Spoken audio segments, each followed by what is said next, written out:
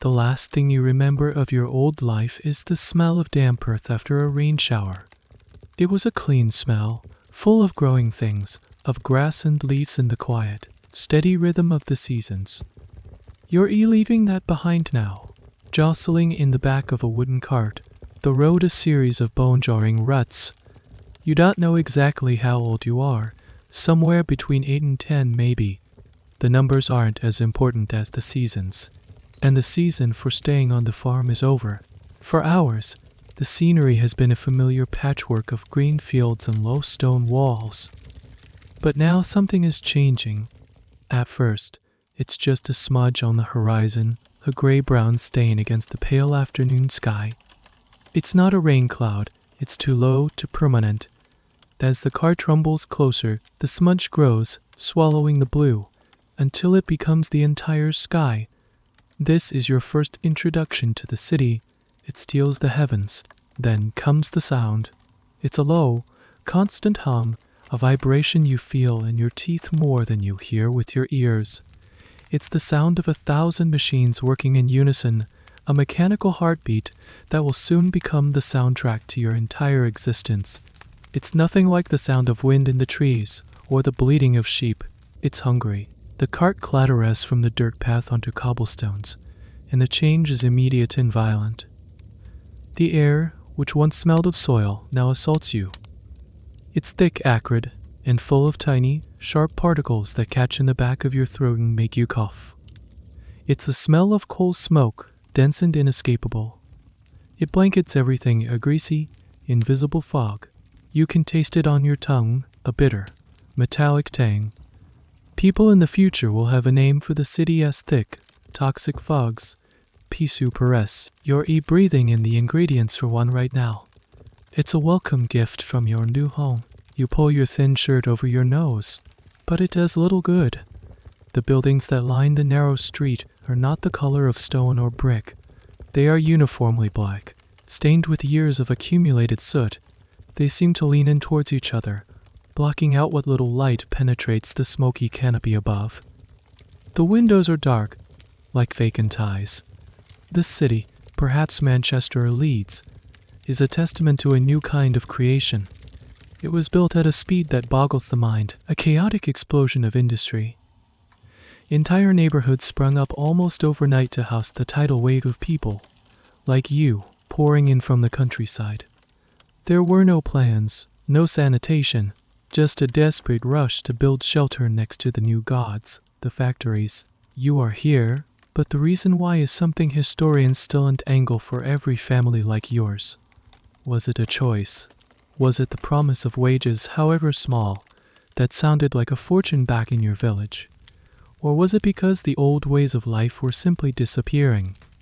The Enclosure Acts had fenced off common lands that families had used for generations, effectively pushing you and countless others off the land and towards these new, monstrous cities. For you, it's not a debate, it's just what happened. The field is gone. The city is here. You look at the faces of the people hurrying past. They are pale, their expressions pinched and weary. Everyone seems to be covered in the same fine layer of grime that you can now feel settling on your own skin, in your hair. The cart finally lurches to a halt in front of a building larger and more foreboding than any you have ever seen. It's a wall of dark brick with high barred windows. The gate is made of thick, black iron. A man with a stern face and a long cane steps out. He doesn't look at you as a child. He looks at you as a component, a new, small part for the great machine. Your journey in the cart is over. Your journey inside has just begun. The man with the cane doesn't offer a hand. He simply points with it towards the massive iron strap door. It groans open, and you're ushered inside. The first thing you notice is the smell. It's a clean smell, but not like the clean of rain and earth. It's a harsh chemical cleanliness. The scent of carbolic soap and lye, fighting a losing battle against the underlying odors of boiled cabbage, unwashed bodies, and despair. The door clangs shut behind you, the sound echoing in the cavernous, stone-flagged entryway. That sound is a full stop. It's the end of a sentence, the end of the world you knew. This building is a parish workhouse, a place built for people like you, the poor, the orphaned, the abandoned. But it is not a place of charity. It is a machine for processing human lives, and you are being fed into it. A stern-faced woman, the matron, takes over. Her words are clipped and devoid of warmth. You are led into a cold, damp room where you are told to undress. Your own clothes, worn thin and patched but familiar, are taken from you, and now they are gone, bundled away to be cleaned or, more likely, burned. You are scrubbed down in a tub of cold, soapy water, the soap stinging your eyes and the rough cloth scraping your skin. Your hair is cropped short, a practical measure against lice, but it feels like another piece of you is being shorn away. Then you are given your new attire. It is a uniform, a shapeless, coarse smock made of a fabric called shoddy, recycled wool that is stiffened incredibly itchy. It is a dull institutional gray, designed to be durable and to strip away any last shred of individuality. It doesn't fit properly. It hangs off your small frame, both too long and too wide, a constant, scratchy reminder that you are not you anymore. You are now an inmate. You are led through long, whitewashed corridors. The silence is unnerving, broken only by the echoing slap of your ill-fitting clogs on the stone floor. The rules are not explained to you in a kind way. You absorb them through the harsh glares and sharp gestures. You learn that you do not speak unless spoken to. You do not look anyone of importance directly in the eye. Life here is dictated by bells. A bell to wake, a bell for prayers, a bell for food, a bell for work, a bell for sleep. Your days are no longer your own. They belong to the timetable. This system, the new poor law of 1834, was built on a principle that was both simple and brutal, less eligibility. The core idea was that life inside the workhouse had to be deliberately harsher and less appealing than the life of the poorest, most miserable laborer outside its walls. It was designed as a deterrent. Poverty was seen not as a misfortune, but as a moral failing. The workhouse was the punishment. Historians to this day are locked in a fierce debate about the true intent behind this law. Was it a grim, but perhaps necessary, attempt to manage a massive social crisis of poverty and unemployment? Or was it a cruel instrument of social control, designed to discipline the lower classes and force them into factory labor for pitiful wages? Looking at the cold, hard faces of your keepers, it's not hard to guess which side of the argument you fall on. You're guided into a vast, cold dormitory lined with row upon row of narrow, iron-framed beds. The mattresses are thin bags stuffed with straw, and a single, threadbare blanket is folded neatly at the foot of each one. You look around, a desperate, silent search for a familiar face, a brother or a cousin who might have been in the cart with you. But you see no one. This is another one of the workhouse's cold rules. A piece of information that seems almost too bizarre to be true. Families were systematically broken up upon entry. Men were sent to one wing, women to another. Boys and girls were separated into their own dormitories. You might be under the same roof as your mother, but you may as well be 100 miles away. You may only glimpse her from a distance during Sunday service, if you're lucky. The system didn't want family bonds to get in the way of discipline. You are assigned a bed. You sit on the edge, the scratchy uniform chafing your neck. The bell for sleep will ring soon. Through the high, barred window, you can't see the sky, only the dark brick of the building opposite. But you can still hear it. The low, constant hum of the factories, a mechanical monster waiting for its breakfast. And you now know, with a cold certainty that settles deep in your empty stomach, that you are what it plans to eat. The first bell clangs through the dormitory long before the sun has even thought about rising. It's a jarring, metallic scream that rips you from a shallow, restless sleep. For a moment, you're confused, your mind still half lost in a dream of green fields. But the cold air, the scratchy blanket, and the sight of dozens of other small, gray-clad figures stirring around you bring reality crashing back in. There is no gentle waking here. You are not a child being called to breakfast. You are a worker being summoned to your post. There's no time to waste. You scramble out of bed, your bare feet hitting the icy stone floor. The dormitory is a flurry of silent, practiced motion. You pull on your heavy wooden clogs, the sound of them clattering on the floor a chaotic drumbeat in the dark. You don't have time to wash. You barely have time to think. You are herded out of the dormitory and down the long corridors, your small group merging with others, a river of gray smocks and cropped hair flowing towards the heart of the machine. You are not just an inmate of the workhouse, you are its primary export. Parish authorities made deals with factory owners who were desperate for cheap labor. They would take children off the parish's hands in exchange for providing them with supposed food and lodging. It was a transaction. You were a commodity known as a parish apprentice. You are being marched from your dormitory directly to the factory, which is either attached to the workhouse or a short walk away. You step out of the relative quiet of the workhouse and into the pre-dawn gloom of the city. The air is even thicker and more foul than you remember, a cocktail of smoke, sewage, and industrial waste. The factory looms before you, a multi-story brick monster, its windows already glowing with gaslight, looking like the fiery eyes of some great beast. Even from outside, the noise is immense, a deafening, rhythmic thunder that seems to shake the very ground beneath your feet. You are pushed through the factory doors, and the sound hits you like a physical blow. It's a relentless, overwhelming cacophony.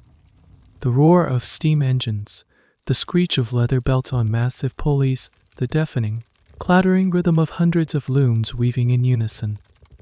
The air is hot, humid, and thick with cotton dust that hangs in the air like a dense fog.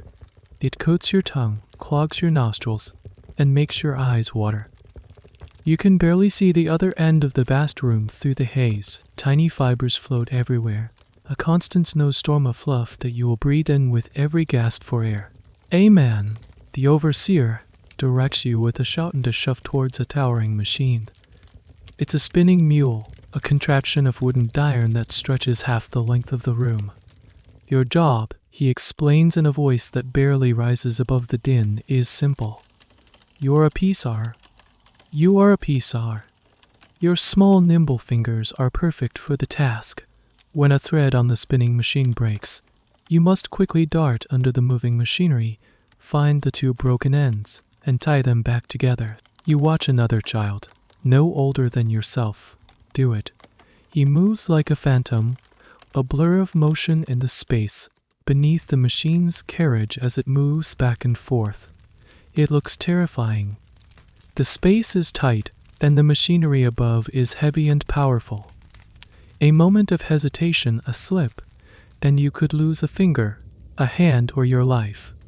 This is your job now, for 12, maybe 14 hours a day. The first few hours are a blur of fear and confusion. The noise is a physical pain, a constant pressure on your skull. The dust makes you cough until your chest aches. And then a new sensation begins to dominate all others, a gnawing, hollow ache in the pit of your stomach. You realize you haven't eaten since yesterday's meager supper. The workhouse bell woke you, but there was no bell for breakfast. Your labor began on an empty stomach. This was part of the design. Feeding you was secondary to getting you to the machine on time. The hunger is a living thing. It claws at your insides, making your head feel light and your hands tremble. It's a distraction you can't afford. A moment's inattention here could be disastrous. Your sole focus becomes the endless, repetitive task, but your body is screaming for fuel. The only thing that drives you forward is the vague, desperate hope that eventually a bell will ring and there will be food. Any food. You begin to understand that your life has been stripped down to its most basic elements. There is only the noise, the work, and this all-consuming, agonizing hunger. It is the engine that will drive you, and the torment that will define your days. After what feels like an eternity, a time you can't measure by the sun because you can't see it, a bell finally rings. Its sound is different from the one that woke you, slightly less frantic. but it cuts through the factory's roar with an authority that cannot be ignored. The machine slowly grinds to a halt. The sudden, relative silence is almost as shocking as the noise was. All you can hear now is the hissing of steam, the groaning of cooling metal, and the hacking coughs of the other workers. This is the signal for the midday meal. There's no dining hall, no tables, no break room. You eat where you work. A cart is wheeled into the vast, dusty room, and the distribution begins. You line up, your legs trembling with exhaustion and anticipation. The smell that wafts from the large vats on the cart is bland. It's a thin, steamy, slightly sour smell that doesn't promise any real satisfaction, but your stomach doesn't care. It's a promise of something, and right now, something is everything. You are handed a small tin bowl and a wooden spoon. A ladle slops a watery, grayish-white substance into your bowl. This is it. This is your fuel. It's called gruel, or sometimes porridge. The names are interchangeable for a substance that defies a truly appetizing description. You stare into your bowl. It's mostly water, thin and translucent. Floating in the liquid are specks of boiled oatmeal or, on a bad day, wheat flour. There are no lumps, no texture, nothing to chew. You find a spot on the dirty floor, leaning against the cold iron base of the silent machine. You lift the spoon to your lips. The first taste is a profound disappointment, even to your desperate palate. There is no sugar. There is no salt. There is no sugar. There is no flavor at all, save for a faint, pasty taste of boiled grain. It's warm, and that is its only virtue. The warmth spreads from your stomach, a temporary truce in the war the hunger has been waging on your body. You eat quickly, mechanically, spooning the thin liquid into your mouth, trying to trick your stomach into believing it is full. This is the staple diet of the workhouse and the factory floor. It was cheap, easy to make in vast quantities, and it provided just enough caloric energy to keep a child working. This was scientific management of the poor, a concept that was gaining traction. A child's body was viewed as an engine, and gruel was the lowest grade fuel you could possibly use to keep it running. You look around at the other children, all hunched over their bowls, their faces pale and smudged with grease and cotton dust. They eat with a desperate, silent intensity. There is no chatter, no laughter, just the quiet scraping of spoons against tin. The very recipe for this gruel was a point of official policy. The Poor Law Commissioners published dietary tables, specifying with grim precision the exact ounces of oatmeal and water to be used per person. For children, it was often around 1.5 ounces of oatmeal to a pint of water. It was a diet calculated for mere survival, not for health, and certainly not for the needs of a growing child who was performing grueling physical labor for 12 hours a day. There's a strange bit of history here, a little detail you wouldn't think about. The type of grain used could change everything. Gruel made from oatmeal was the standard in the north of England and Scotland, where oats were plentiful. In the south, it was often made from wheat or barley flour, which many found even less palatable and harder to digest. Historians sometimes argue about the regional variations in workhouse diets, a peculiar academic debate over which flavor of misery was slightly more or less endurable. For you, sitting on this factory floor, the debate is meaningless. Whatever the grain, the result is the same, a meal designed to fill a space, not to nourish a life. You finish the last spoonful, scraping your bowl clean, wishing there was more. But there isn't. The emptiness in your stomach has been muted to a dull ache. But it's still there, a constant companion. The meal break is short, perhaps 30 minutes, maybe 40 if the overseer is in a generous mood. Too soon, the warning bell rings again. The looms begin to clatter back to life, the noise swelling once more to its deafening crescendo. You push yourself to your feet, your body stiff and sore. The brief respite is over. The gruel sits in your stomach, a watery deposit of energy that will have to last you for another 6 or 7 hours of relentless work. This morning, you were driven by hunger. This afternoon, you will be driven by the memory of it, and the knowledge that dinner will be exactly the same. The afternoon wears on, the mirror image of the morning's toil.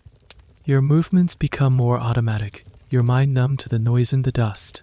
The watery gruel you had for lunch feels like a distant memory, the initial warmth long gone, replaced by the familiar, gnawing ache of hunger. When the final bell of the workday finally rings, your entire body sings with a painful relief. The machines with a painful relief. The machines went down, and you stumble out of the factory, your ears ringing in the sudden quiet. You are marched back to the workhouse, a shuffling line of exhausted, gray-clad children. The evening meal is the main event, the one you've been thinking about for hours. You hope, with a child's irrational optimism, that it will be different from lunch, better, more substantial.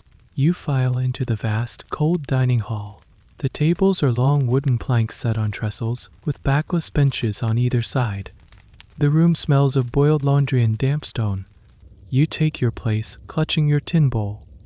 The servers, older inmates themselves, move down the line with the same vats from lunchtime. Your heart sinks a little as you see the familiar gray slop being ladled out. It is, as you feared, more gruel. Sometimes, for supper, it might be slightly thicker, a pathetic attempt at a more hearty meal, but the taste is the same, nothing. But tonight, there is something else, alongside the bowl of gruel. Each child is given a small, flat, round disc. You pick it up. It's hard, dense, and surprisingly heavy for its size. This is an oatcake. It's not a cake in the way you might dream of one, not soft or sweet or crumbly. This is a biscuit born of necessity, a brick of sustenance. It's made from little more than oatmeal, water, and maybe a pinch of salt if the cook was feeling generous. It's been cooked on a hot griddle or baked until it's bone dry and tough as leather. You tap it against the side of your bowl. It makes a sharp, solid clack. This is the other pillar of your diet, the solid counterpart to the liquid gruel. It's designed for one purpose: to deliver calories in the most durable, long-lasting, and cheapest form possible. You take a bite, and it's a serious effort. Your teeth, already aching from the day's stress and poor nutrition, struggle to make a dent. The oatcake doesn't crumble, it fractures. You have to gnaw at it, breaking off small, sharp-edged pieces that you have to chew, and chew, and chew. The taste is intensely, overwhelmingly oat-y. It's dry, so dry it seems to suck all the moisture out of your mouth. The texture is gritty and coarse. It's like eating sand and sawdust that have been pressed into a cookie shape. You learn the trick quickly, the same way every other child in this hall has. You break off a piece of the oatcake and dip it into your thin gruel. The hard biscuit soaks up the watery liquid, softening it just enough to make it chewable. It's a symbiotic relationship of misery. The gruel gives the oatcake moisture, and the oatcake gives the gruel substance. Together, they create something that is almost, but not quite, a satisfying meal. This combination of gruel and oatcakes was the bedrock of institutional feeding in the industrial North. Oats were cheaper than wheat, and they were believed to instill a certain hearty, robust character. Doctors and social reformers of the time would write at length about the nutritional value of oats, praising them as a superfood for the laboring classes. What they often failed to mention was the sheer monotony of it. Eating the same bland, coarse food day after day, meal after meal, was a form of psychological torment. There was no joy in it, no pleasure, only the grim business of fueling the body for another day's labor. Here's a small, curious detail about these oatcakes that shows how desperate people were for variety. In some parts of industrial England, oatcakes were called hevercakes. The word hever came from an Old Norse word for oats. Soldiers from these regions were sometimes nicknamed hevercake lads. But the oatcakes made in the workhouse were a far cry from the more pliable, flavorful versions a family might make at home with a bit of lard or dripping. Yours is the industrial-grade, rock-hard version. Historians still debate the precise nutritional impact of such a limited diet, but the physical evidence on the children stunted growth, bad teeth, and bone-thin frames speaks for itself. You finish your meal, your jaw aching from the effort of chewing. Your stomach feels fuller now, a solid, heavy feeling rather than the watery fullness from lunch. It's not a comfortable feeling, but it's better than the gnawing emptiness.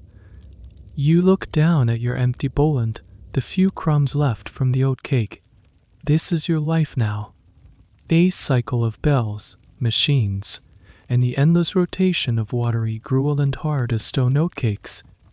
You don't know it yet, but you will come to dream of other foods, of things soft and savory, of things that taste like a memory of another life. And most of all, you will dream of bread. In the bleak landscape of your new diet, one food item becomes a near mythical object of desire: bread. You hear the words spoken in hushed, reverent tones among the other children. Bread is a luxury. It's a sign of a special occasion, a reward, a taste of the world outside the workhouse walls. It represents everything your current food is not: soft, substantial, and satisfying.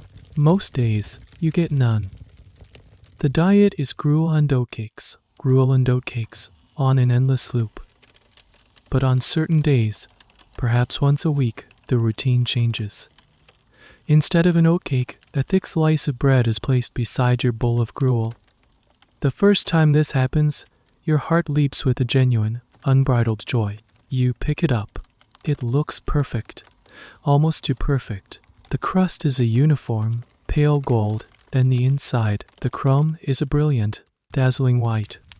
It's not the rustic, brownish, whole-grain bread you might vaguely remember from your village. This is city bread, and its whiteness is a mark of quality, a sign of refinement. In the 19th century, whiter bread was seen as superior, a food for the aspiring classes. It meant the flour was finely milled and free from the impurities of bran. The slice is also surprisingly heavy. It has a density to it that feels promising, substantial.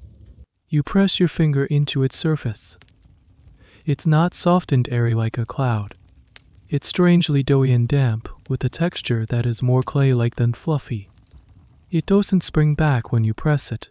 Your fingerprint remains, a small indentation in the pallid surface. You bring it to your nose, expecting that warm, yeasty, comforting smell of freshly baked bread. Instead, the aroma is faint, slightly chemical, with an underlying scent you can't quite place, something chalky and earthy. It doesn't smell like food. It smells like a substance. Still, it's bread. Your hunger and your hope overpower any sensory misgivings. You tear off a piece. The texture as you pull it apart is odd. It's gummy and tears with a weirdly smooth, unnatural grain. You put the piece in your mouth. The initial taste is bland, but then a strange, subtle sweetness emerges, a chemical sweetness that coats your tongue. As you chew, it doesn't dissolve into a pleasant mouthful. It forms a sticky, sea-laggy paste that clings to the roof of your mouth and your teeth. It's difficult to swallow. It feels like you're eating wet paper. You dip a piece into your gruel, just as you did with the oatcake. The bread soaks it up instantly, becoming a heavy, sodden mass. This makes it easier to swallow, but the combination sits in your stomach like a stone. It's filling, undeniably.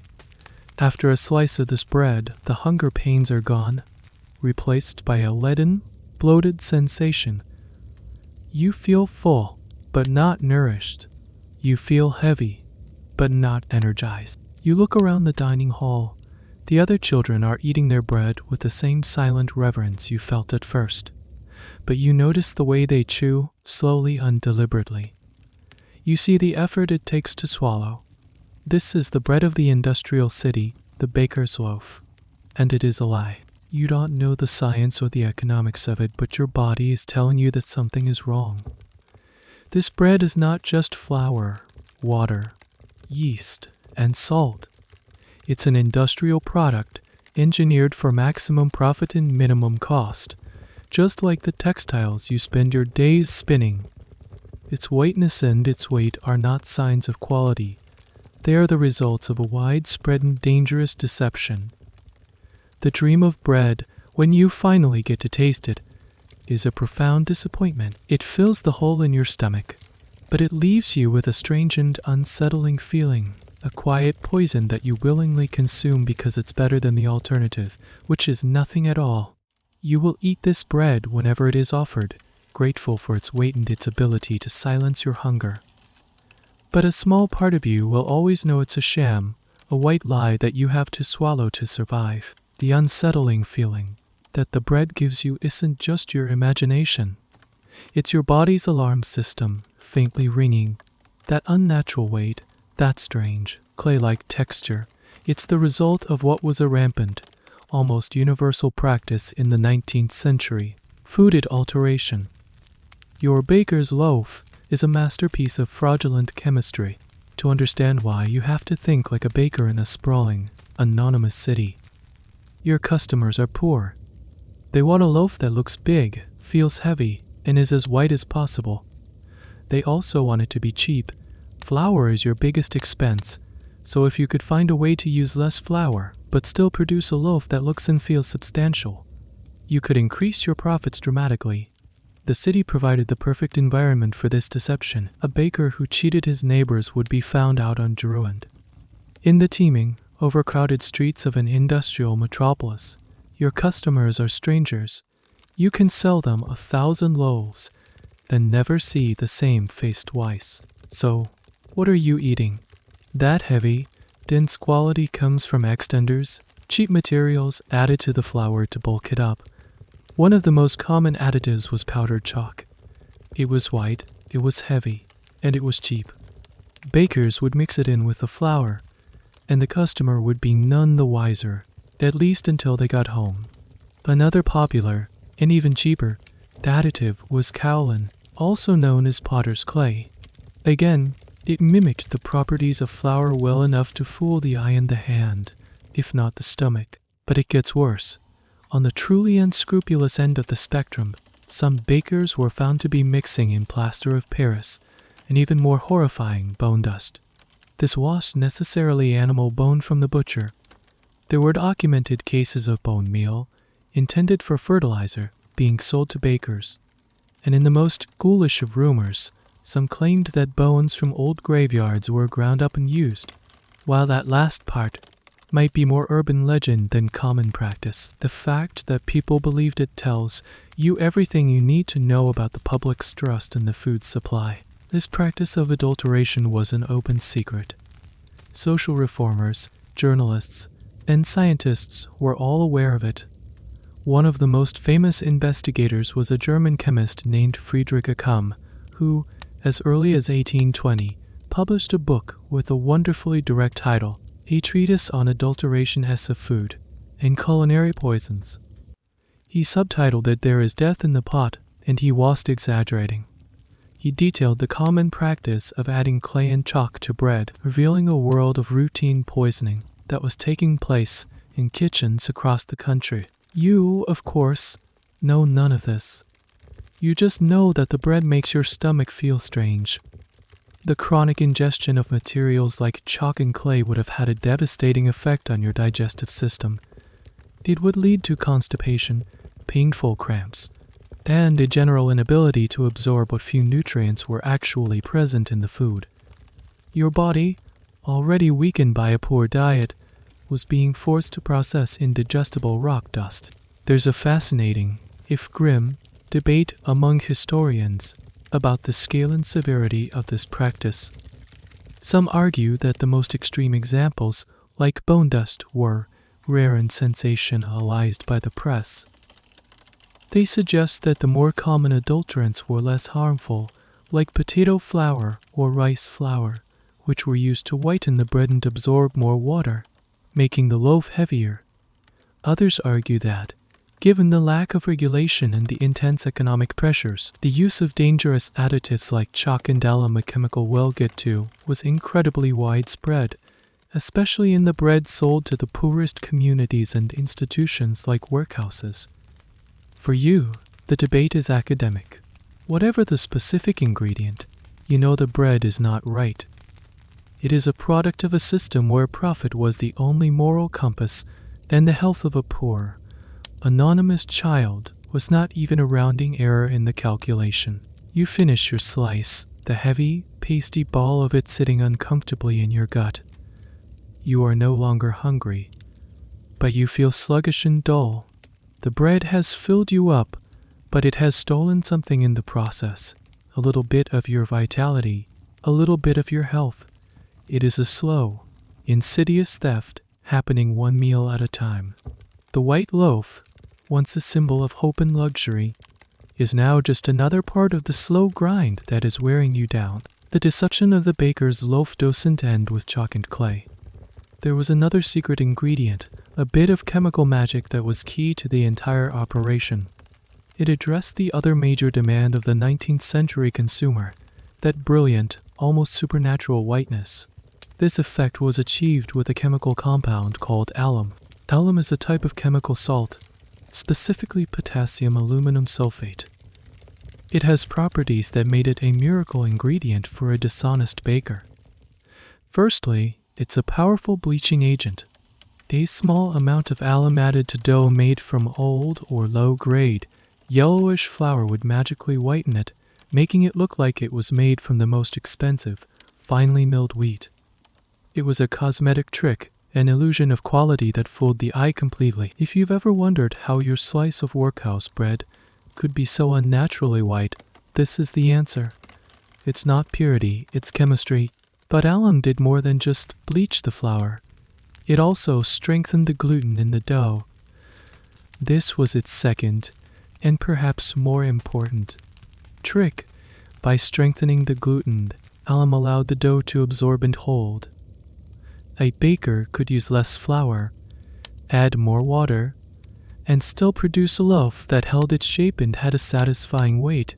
In fact, the loaf would be even heavier because water weighs more than flour.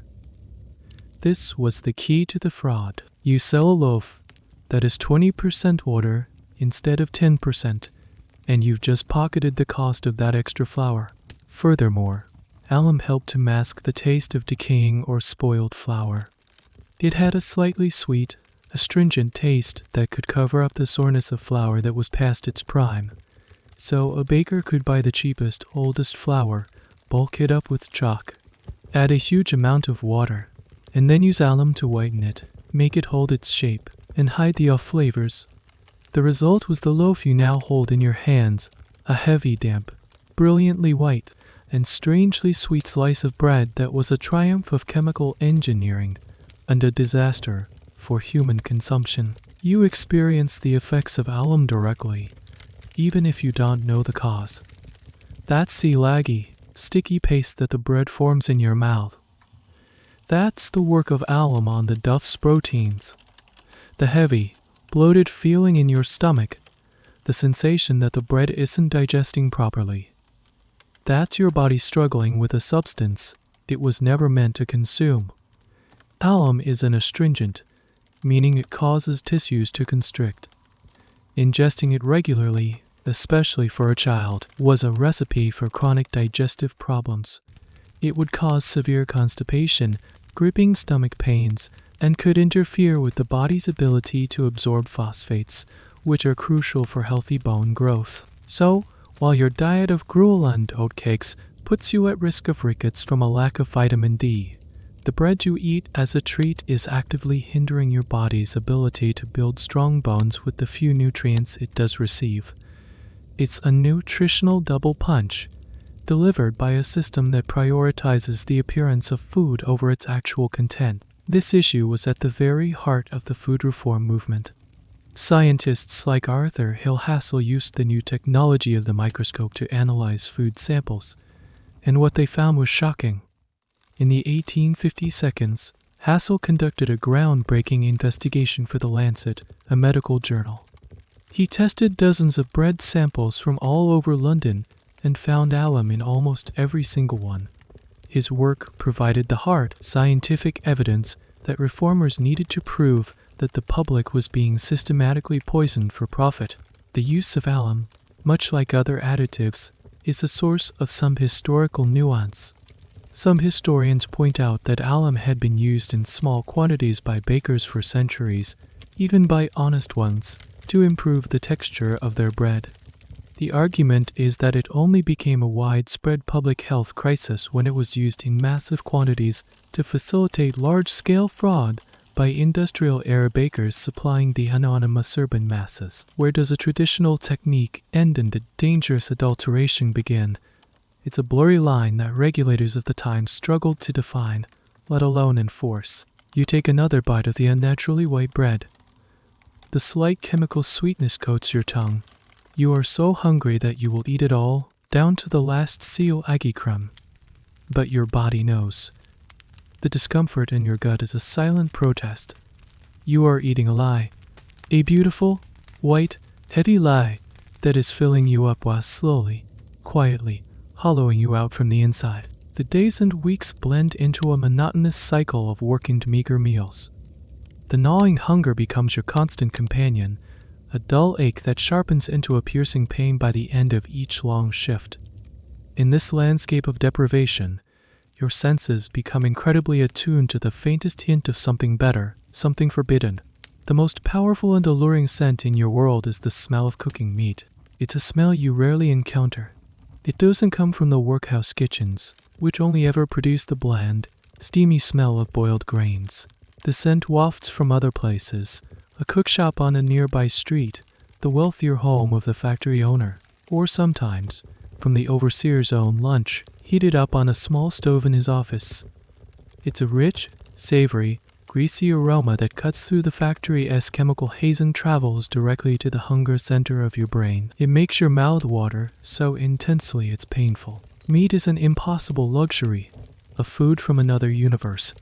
But the flavor, the essence of it, is not entirely out of reach.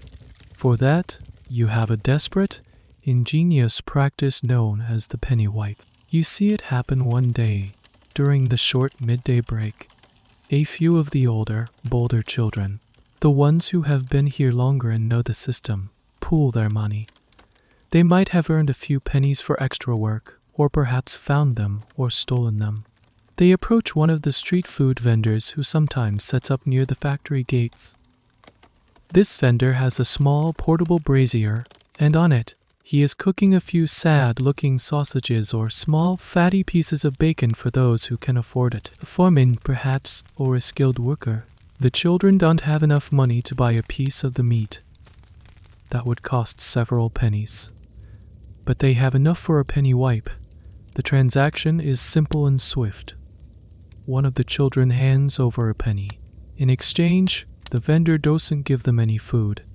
Instead, he allows the child to take their piece of bread, that same dense, white, adulterated loaf, and wipe it around the inside of the hot, greasy pan. You watch mesmerized. The slice of bread, held tightly, mops up the sizzling fat, the browned, crusty remnants, and all the concentrated flavor left behind by the cooked meat. The plain white bread is transformed. It becomes dark, greasy, and saturated with the potent, savory ghost of the meal it could never be. The child then quickly tears the flavor-soaked bread into pieces, sharing it with the others who contributed their pennies. They eat their morsels with a look of pure, unadulterated ecstasy. For a few brief moments, they are not just eating bread. They are tasting meat. It's a second-hand flavor, a culinary echo, but it's powerful enough to transport them. It's an explosion of salt and humor in a world of oatmeal-flavored nothingness. This practice is a perfect, heartbreaking illustration of the economic realities of your life. A single penny, a significant sum for you, buys not sustenance, not calories, but a fleeting sensory experience.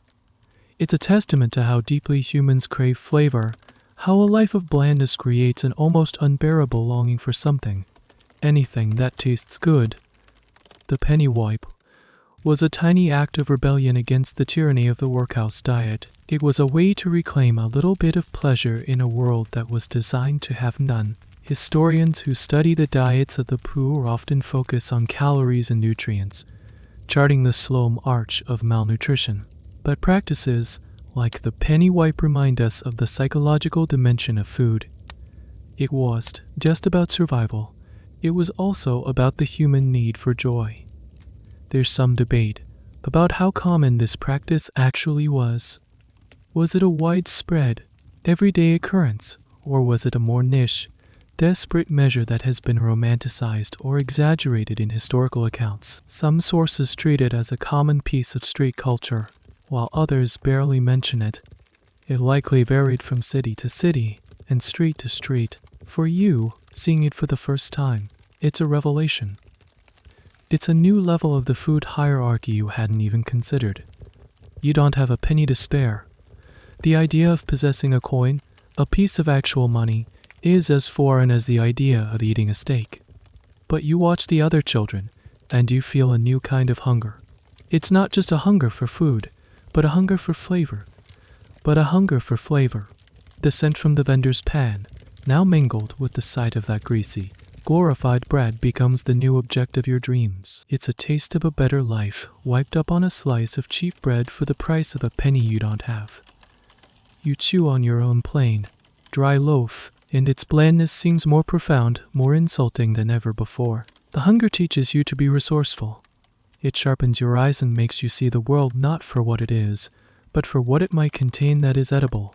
Your life in the workhouse and factory is one of controlled scarcity, but outside those walls, in the chaotic, dirty streets of the city, there is a whole hidden ecosystem of waste, and waste can mean survival. When you're not in the factory, you might be sent out on work details, running errands, sweeping streets, or other menial tasks that take you beyond the institution's gates. These moments are opportunities. You learn to scan the ground, not for lost coins, but for anything that could be eaten. You are becoming a scavenger, a gleaner of the city as refuse. The prime hunting grounds are the markets, especially at the end of the day when the vendors are packing up. You hover at the edges, a small, gray ghost, watching for anything that gets discarded. A bruised apple, a turnip with a rotten spot, the tough outer leaves of a cabbage that a wealthier customer demanded be removed. These are treasures. You learn to be quick and discreet, snatching up a dropped potato or a half-rotten carrot before anyone notices. The vendors might shoo you away with a curse, or they might turn a blind eye, a flicker of pity in their tired eyes. You learn what is safe and what is not. A little bit of dirt can be washed off. A bit of rot can be cut away. The taste might be bitter or earthy, but it's a taste, a texture, something different from the eternal gruel. You find a discarded head of a fish near a fishmonger's stall. It's mostly bone and dies, but you can boil it in a stolen tin over a hidden fire, and it creates a thin, fishy broth that feels like a feast. You learn to savor the flavor of a potato peeling. You are tapping into a vast, unofficial food economy. The Victorians were prodigious producers of waste, and for the desperately poor, this waste was a resource. The concept of best before dates didn't exist. Food was either edible or it wasn't, and your definition of edible is becoming broader by the day. One of the most sought-after forms of this urban foraging was seeking out the leftovers from the kitchens of the wealthy. The grand houses of merchants and factory owners produced an incredible amount of food waste. A cook in one of these establishments might be persuaded, either through pity or for a small favor, to hand over a pail of scraps. This was just vegetable peelings. This could be anything: grist-like bits of meat, chicken carcasses that could be boiled for soup, hardened crusts of bread, leftover gravy, even the dregs of a pudding. This pail of scraps was a lottery. It could be a foul-smelling bucket of slop, or it could contain a morsel of unimaginable luxury. The competition for these scraps was fierce. It was a world of desperate hierarchies, where the cook's favorite might get the best leftovers. For a child like you, getting access to this was nearly impossible. You are at the bottom of the food chain. Your scavenging is a more solitary, desperate affair. You might find yourself near the docks, where spoiled or damaged goods are thrown away. A crate of oranges might have fallen, and some of the fruit, split and bruised, might be left behind. To you, A segment of a bruised or inch is a burst of sunlight, a sweet, tangy explosion that feels like a forgotten memory of what food could be. This is a side of urban life that official records barely touch.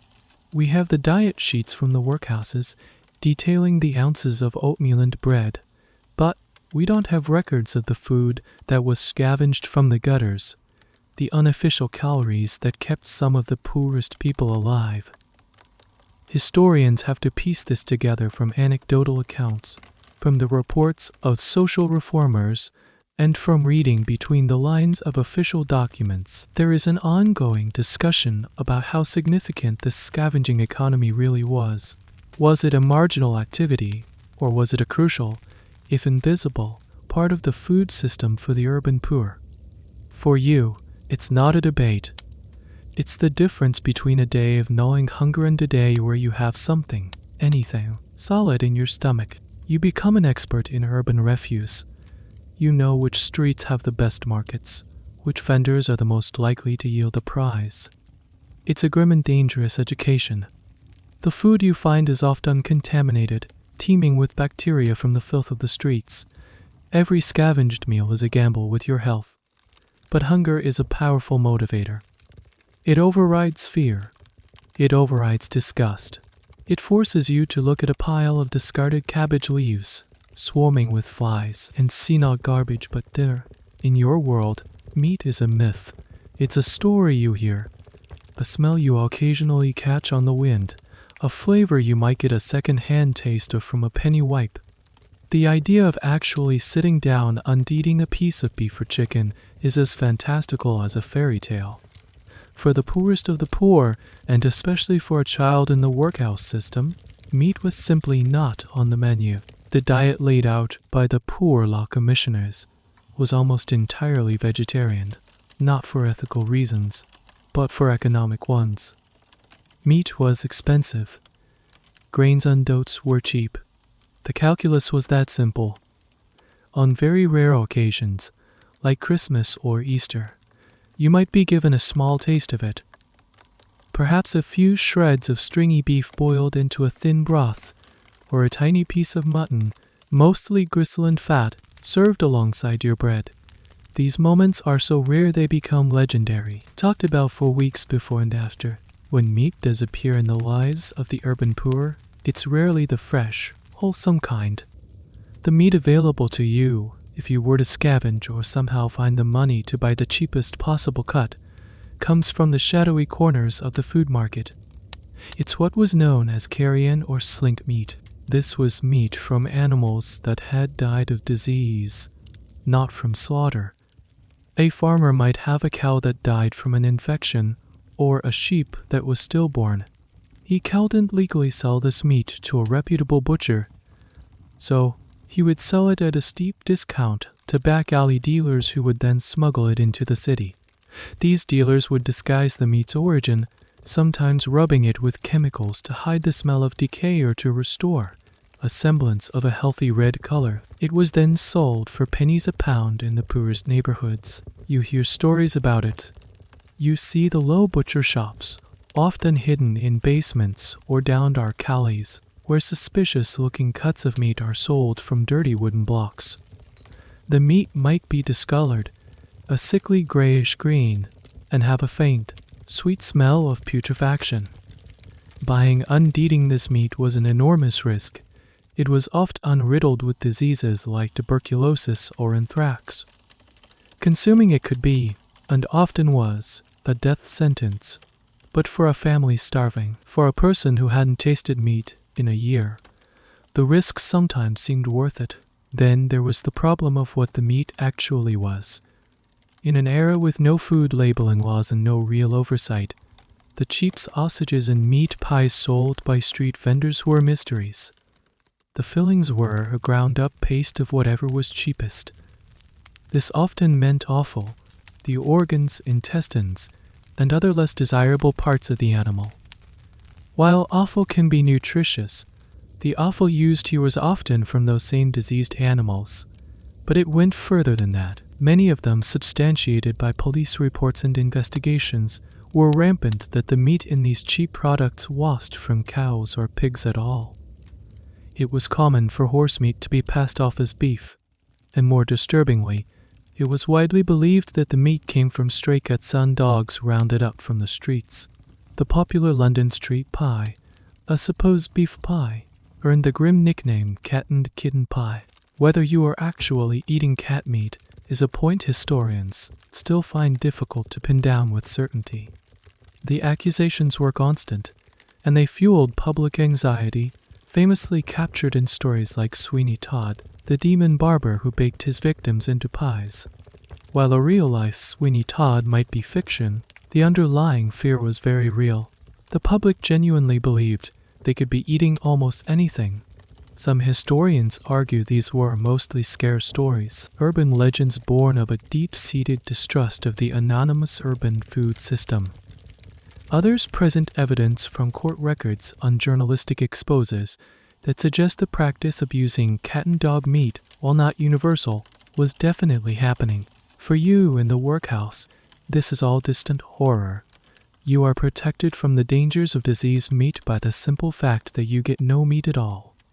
Your diet, as monotonous and nutritionally deficient as it is at least free from the risk of anthrax-laden beef. It's a strange, grim sort of protection. The ghost of meat haunts your world in every way. Its smell torments you. Its flavor is a second-hand luxury, and its physical form, when available to people in your social class, is often a vehicle for disease and deception.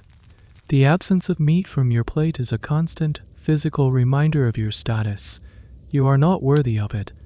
You are part of the population that is fueled, not fed, and fuel does not need to be savory. In the midst of your constant hunger, another, more primal thirst begins to assert itself. The work in the factory is hot and strenuous. The air is thick with cotton dust that dries out your mouth and throat. You are constantly, desperately thirsty. But finding something safe to drink is a challenge that is just as great, if not greater, than finding something safe to eat. Your primary source of water is whatever the factory or the workhouse provides. This is not clean, fresh water piped in from a pristine reservoir. This is water drawn from the closest, most convenient source. In a 19th century industrial city, that meant the local river or a shallow well. You watch as a bucket is lowered into the river that flows right past the factory. This is the same river that powers the water wheels of the mills upstream. It's the same river that serves as the city's open sewer. You see the filth floating on its surface, human waste, animal waste from the slaughterhouses, and a rainbow-colored slick of chemical runoff from the dye works and tanneries. The water is a murky, brown-gray color, and it has a foul, stagnant smell. This is the water you are given to drink. It's ladled out from a communal bucket, often into a shared cup or dipper made of tin. You hesitate for a moment, your stomach turning at the sight and smell of the liquid, but the thirst is overwhelming. Your throat feels like sandpaper. You take a sip. The water is tepid and tastes of mud and decay. You can feel a gritty residue on your teeth. You force yourself to swallow, trying not to think about what invisible things might be swimming in it. This was life before the germ theory of disease was understood or widely accepted. The prevailing theory of disease was the miasma theory, the idea that diseases like cholera and typhoid were caused by bad air or foul smells. While the smells were indeed terrible, the true culprit was invisible to the naked eye: bacteria. The water you are drinking is a teeming soup of pathogens like Vibrio cholerae and Salmonella typhi. Every drink is a roll of the dice with your life. The consequences are all around you. Outbreaks of waterborne diseases were a terrifyingly regular feature of urban life. Cholera, in particular, was the great scourge of the 19th century. It would sweep through the crowded, unsanitary districts of cities, killing thousands in a matter of weeks. The symptoms were horrific, and for a child with an already compromised immune system, contracting it was almost always a death sentence. Even if you avoid a major disease like cholera, the contaminated water leads to a host of other chronic problems. Constant exposure to low-level pathogens causes persistent diarrhea and dysentery. This is more than just an inconvenience. It's a major nutritional disaster. Any nutrients you manage to get from your meager diet are not absorbed by your body. They are flushed right out. This creates a vicious cycle. Malnutrition weakens your immune system, making you more susceptible to waterborne illnesses, which in turn worsen your malnutrition. The state of the water supply was a subject of intense public debate and scientific investigation. Dr. John Snow's famous investigation in 1854 is a landmark in the history of public health. By mapping a cholera outbreak in London's Soho district, he traced the source to a single contaminated water pump on Broad Street. His work was a crucial piece of evidence for the waterborne theory of disease, but it took decades for his ideas to be fully accepted and for cities to invest in the massive engineering projects, new sewers, protected reservoirs, filtration systems needed to provide clean water.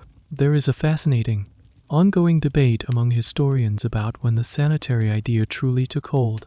Was it the fear of cholera, the scientific evidence from people like Snow, or the growing realization that a sick workforce was an inefficient workforce? The motivations were likely a complex mix of genuine humanitarian concern, scientific progress, and cold, hard economics. But for you, in this factory, in this moment, that progress is a world away. You are faced with a terrible choice every single day. Do you drink the contaminated water and risk disease, or do you endure the agony of dehydration, which will make you weak, dizzy, and unable to perform your work, earning you a beating from the overseer? It's not really a choice. You drink the water.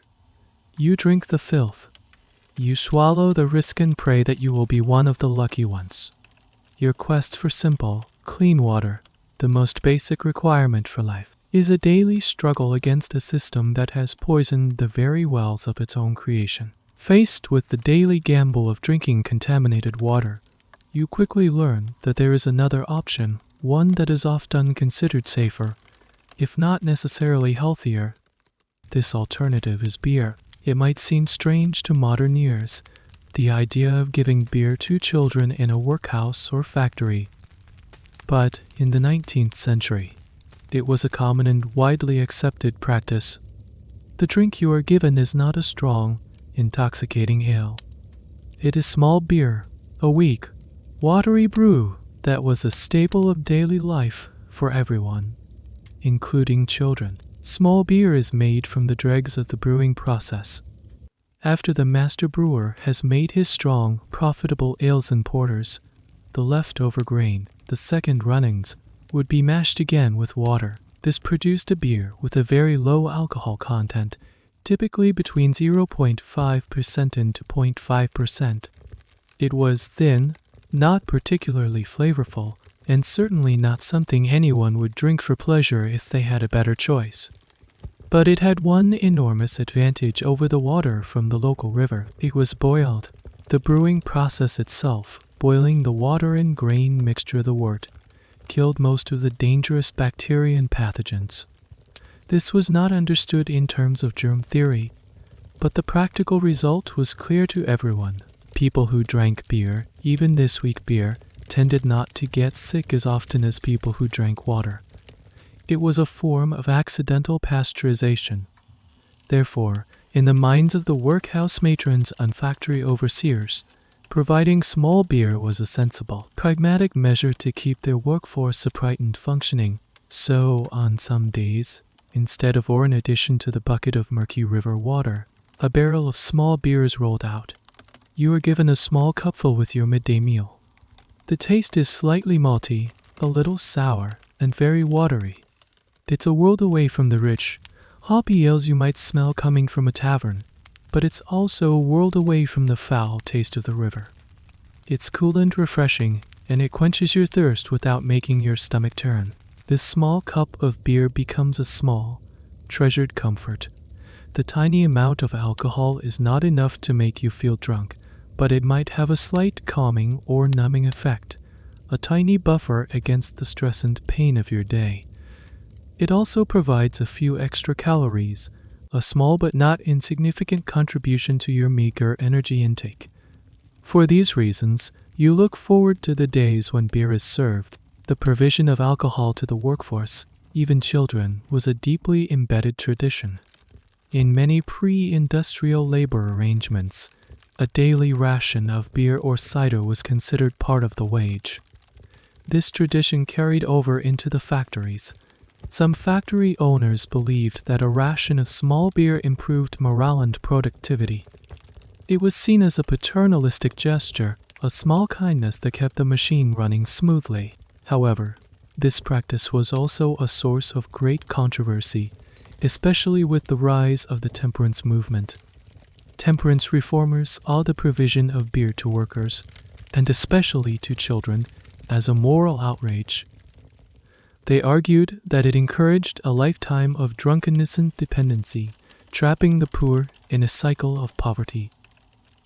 They campaigned vigorously to ban alcohol from workhouses and factories, advocating for clean water instead.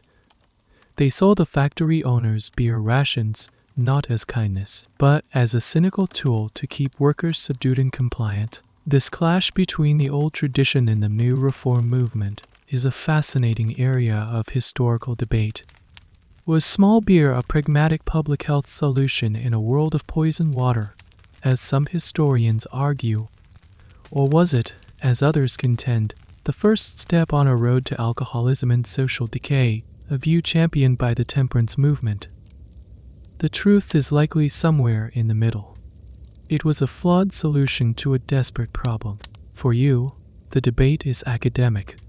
The small cup of thin, sour beer is a moment of respite. It's safer than the water, it has a taste, and it takes the edge off your thirst and your weariness. You don't think about the moral implications or the long-term effects. You think about the simple, immediate relief it provides. You drink it slowly, savoring the slightly malty flavor, making the small comfort last as long as possible. It is another of the strange paradoxes of your existence, a drink that is both a potential poison and a temporary salvation. Your diet is a landscape of monochrome. It's the gray-white of gruel, the dusty brown of oatcakes, the stark, unnatural white of the adulterated bread. What is profoundly, achingly absent from your plate is color. The vibrant greens, and oranges of fresh fruits and vegetables are things you only encounter in your faintest, most distant memories of a life before the city. In the world of the factory and workhouse, fresh produce is an unthinkable luxury. It's expensive, it's perishable, and it's considered entirely unnecessary for the functioning of a laboring body. The prevailing nutritional philosophy, crude as it was, focused solely on providing bulk and energy. A potato might be boiled into the gruel on a special occasion, or a bit of cabbage or onion might be used to flavor a broth, but these are rare events. A fresh, raw apple, a sweet, juicy pear, these might as well be jewels from the Queen's crown. The logistics of the city make fresh food a commodity for the rich. Before the advent of railways and refrigeration, getting fresh produce from the countryside into the heart of the city was a slow, difficult process. By the time it arrived, it was already several days old. The best of it went to the wealthy merchants and the new middle class. The wilted, bruised, and near-rotten leftovers might find their way to the street markets where your parents, if they were still with you and had a spare penny, might be able to afford a limp carrot. But for you, an institutionalized child, even that is out of reach. The consequences of this colorless diet are written on the bodies of the children around you. Without a regular source of vitamin C, found in fresh fruits and vegetables, the body cannot properly produce collagen, a protein essential for building and repairing tissues. The result is a slow, insidious disease, scurvy. You probably think of scurvy as a disease of sailors on long sea voyages, and you'd be right. But it was also rampant in the slums and institutions of 19th century Britain. It was a disease of the urban jungle, not just the open ocean. You see the symptoms everywhere. You see children with bleeding gums that are swollen and purple. Their teeth become loose in their sockets. You see small, unexplained bruises, scurvy spots appearing on their arms and legs where old injuries have failed to heal. The disease also causes a deep, aching pain in the joints and muscles. You feel it yourself. A constant, dull ache in your legs and back that you attribute to the long hours of standing and working. But it's not just fatigue. It's your body's connective tissues slowly breaking down. You feel an overwhelming sense of lethargy and exhaustion that even a night's sleep cannot cure. This isn't just the result of hard labor. It's a classic symptom of scurvy. The tragic irony is that the cure was well known, at least in some circles. The British Navy had already figured out in the late 18th century that citrus fruits could prevent and cure scurvy. But this knowledge was not widely applied to the civilian population. The idea of spending money on lemons or oranges for workhouse children was considered absurd. It was cheaper to let them suffer. Here's a curious, little-known fact that highlights the strange gaps in knowledge at the time. While citrus fruits were known to be a cure, the potato was also a surprisingly effective anti-score but scurvy-preventing food. Potatoes contain a decent amount of vitamin C. The near-total reliance on the potato in the Irish diet, for example, meant that scurvy was relatively rare in Ireland before the Great Famine. The tragedy for you and the other children in the English workhouse is that you are denied even this humble vegetable in sufficient quantities. A few more potatoes in your watery gruel could have saved you from the aches and pains and bleeding gums. The historical debate around this is a somber one. To what extent was the prevalence of scurvy in institutions a result of pure ignorance about nutrition, and to what extent was it a result of deliberate, cost-cutting neglect? Many reformers and doctors of the era pointed out the obvious connection between the lack of fresh food and the poor health of the urban poor. Yet the official workhouse diets, sanctioned by the government, remained stubbornly deficient. It points to a mindset that saw the poor not as citizens to be cared for, but as a resource to be managed at the lowest possible cost. You look at your hands, at the small cuts and scrapes from the machinery that take weeks to heal. You feel the dull ache in your bones as you stand. You are living proof of this nutritional void. The lack of color on your plate translates directly into a lack of vitality in your body. You are slowly, meal by meal, being drained of the very building blocks of life. In your sensory world, which has been stripped down to the basics, the absence of one particular taste is profound sweetness. Your diet is a rotation of savory blandness from the gruel and oatry earthiness from the hard cakes. The bread has a strange, chemical sweetness from the alum, but it's a phantom flavor, a cruel impostor. The genuine, delightful, life-affirming taste of sugar is completely foreign to you. Sugar, in the mid-19th century, was still a luxury item. The vast slave-powered sugar plantations of the Caribbean had made it more accessible than it had been a century before, but it was still far too expensive to be a staple for the poor, and certainly not for workhouse inmates. The sugar bowl on the table of a middle-class family was a symbol of their status. For you, it's an object you can't even imagine. Your body craves it, though. The human brain is hardwired to seek out sugar as a source of quick energy, a primal survival instinct. But in your environment, there are no sources to be found. The fruits that would provide natural sugars are absent. The honey that might have been a rare treat in your old village life is gone. The only sweetness you might ever encounter is the fleeting, accidental taste of a scavenged, bruised orange segment, a memory that you will replay in your mind for weeks. This complete lack of sweetness has a psychological effect. Sweet things are associated with treats, with comfort, with reward. A life without them is a life without those small moments of pleasure. It reinforces the grim, utilitarian nature of your existence. Food is fuel. It is not meant to be enjoyed. The concept of dessert is as alien as the concept of a holiday. You hear about sweet things in whispers and stories from the other children. They talk about treacle, a dark, sticky syrup that is a byproduct of sugar refining. It was a cheaper form of sweetener, and a family outside the workhouse, might be able to afford a small amount to spread on their bread. The word treacle itself sounds magical and impossibly decadent to you. They also talk about jam, the idea of fruit preserved in sugar, a concentration of summer sweetness that could be eaten in the dead of winter, is almost too wonderful to comprehend. But even jam was subject to the same cynical adulteration as every other food. The cheap jams sold in poor neighborhoods were often a sham. They would be made from turnips or pumpkins, mashed into a pulp, bulked up with pectin, colored with chemical dyes like a chenille made from crushed beetles to give it a reddish tint, and then filled with the cheapest possible sugar or treacle. The pips, the small seeds that would prove it was made from real fruit, like strawberries or raspberries, were sometimes faked. A little known, and rather bizarre, historical fact is that some unscrupulous jam manufacturers would use commercially produced, carved wooden seeds to sprinkle into their vegetable pulp to give it the appearance of real fruit jam. You dream of sugar. In your sleep, your mind, free from the gray reality of the workhouse, conjures up fantastical feasts.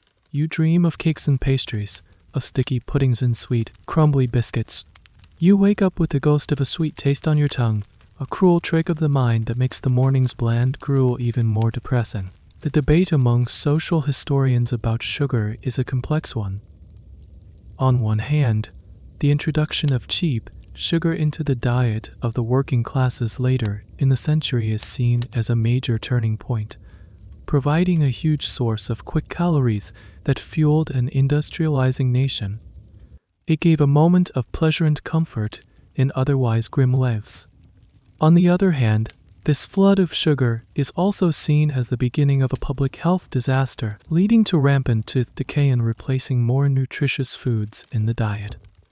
Some historians argue that the cheap cup of sweet tea, which became a staple for the poor by the late 19th century, was a nutritional trap, providing a temporary energy boost but little else. But for you, trapped in the pre-sweet era of the workhouse diet, that debate is a distant future. You are on the other side of the divide, living in a world almost entirely devoid of sweetness. The lack of it is just one more form of deprivation, one more way in which your life is stripped of joy. It's a subtle torment, but a constant one. Every meal is a reminder that comfort, pleasure, and the simple, innocent delight of a sweet taste are not for you. A world you can only visit in your dreams. The relentless, monotonous diet does more than just leave you hungry and tired. The absence of certain foods, the things your body needs to build itself, begins to have consequences that are more than just a feeling. They are consequences you can see. You start to notice it in the other children first. It begins subtly. A child stumbles more often. Another walks with a strange, waddling gait. You start to see that their legs, which should be straight and strong, are not. The name for this creeping affliction is rickets. It is a disease born of darkness, a darkness in your diet, and a darkness in the sky above you.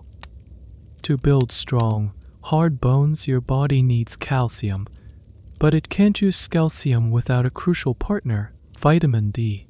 And your life has been systematically stripped of both major sources of it. The first source is food. Vitamin D is found in things like oily fish, egg yolks, and liver, foods that are so far beyond your reality they might as well be imaginary. Your diet of gruel and bread contains virtually none. The second and most important source of vitamin D is sunlight. When sunlight touches the skin, the body magically synthesizes its own supply. But you live in a place where the sun has been banished.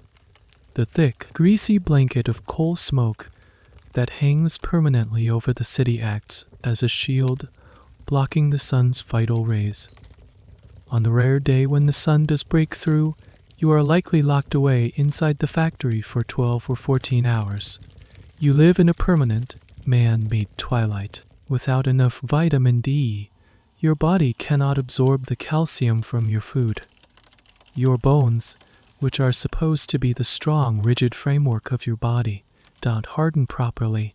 They remain soft, pliable, like a young, green twig instead of a sturdy branch. And under the weight of your own body, they begin to bend. You see the results all around you, a gallery of skeletal deformities. The most common sign is in the legs. Children develop bow legs, where their legs curve outwards in a wide arc, or knock knees, where the knees bend inwards untouched. Their walk becomes a painful-looking shuffle. You see children with a pigeon chest, where the breastbone juts forward. You see spines that are starting to curve. The very architecture of their bodies is failing. This isn't just a cosmetic issue. It is a source of chronic pain. The children with these deformities suffer from deep, aching bones, the very structure of their body hurting them with every step. They are weaker, slower, and more prone to fractures. They are marked, visibly unpermanently, by their deprivation. Here is a grim and often overlooked consequence of this disease, one that extends far into the future. For the girls who suffer from rickets, the deformity is not limited to their legs. Their pelvis can also become malformed, narrowed by the soft bones being pushed out of shape during their formative years. For the rest of their lives, they will carry this invisible injury. Decades later, if they survive to adulthood and become pregnant, this narrowed pelvis can make childbirth impossible, a death sentence for both mother and child in an age before routine caesarean sections. The bland bowl of gruel you eat today could be the cause of a fatal tragedy 20 years from now. The medical understanding of rickets at the time was patchy and confused. Some doctors correctly associated it with diet and lack of sunlight, but many others blamed it on bad air or even hereditary weakness. The debate among historians today often centers on the perception of this disease. Did the authorities, the factory owners, the workhouse matrons, see these deformed children as victims of a preventable illness, or did they simply see it as the natural state of the poor? There's a strong argument to be made that a stunted, bent frame was considered so common among the lower classes that it was seen not as a disease, but as a physical marker of their station in life.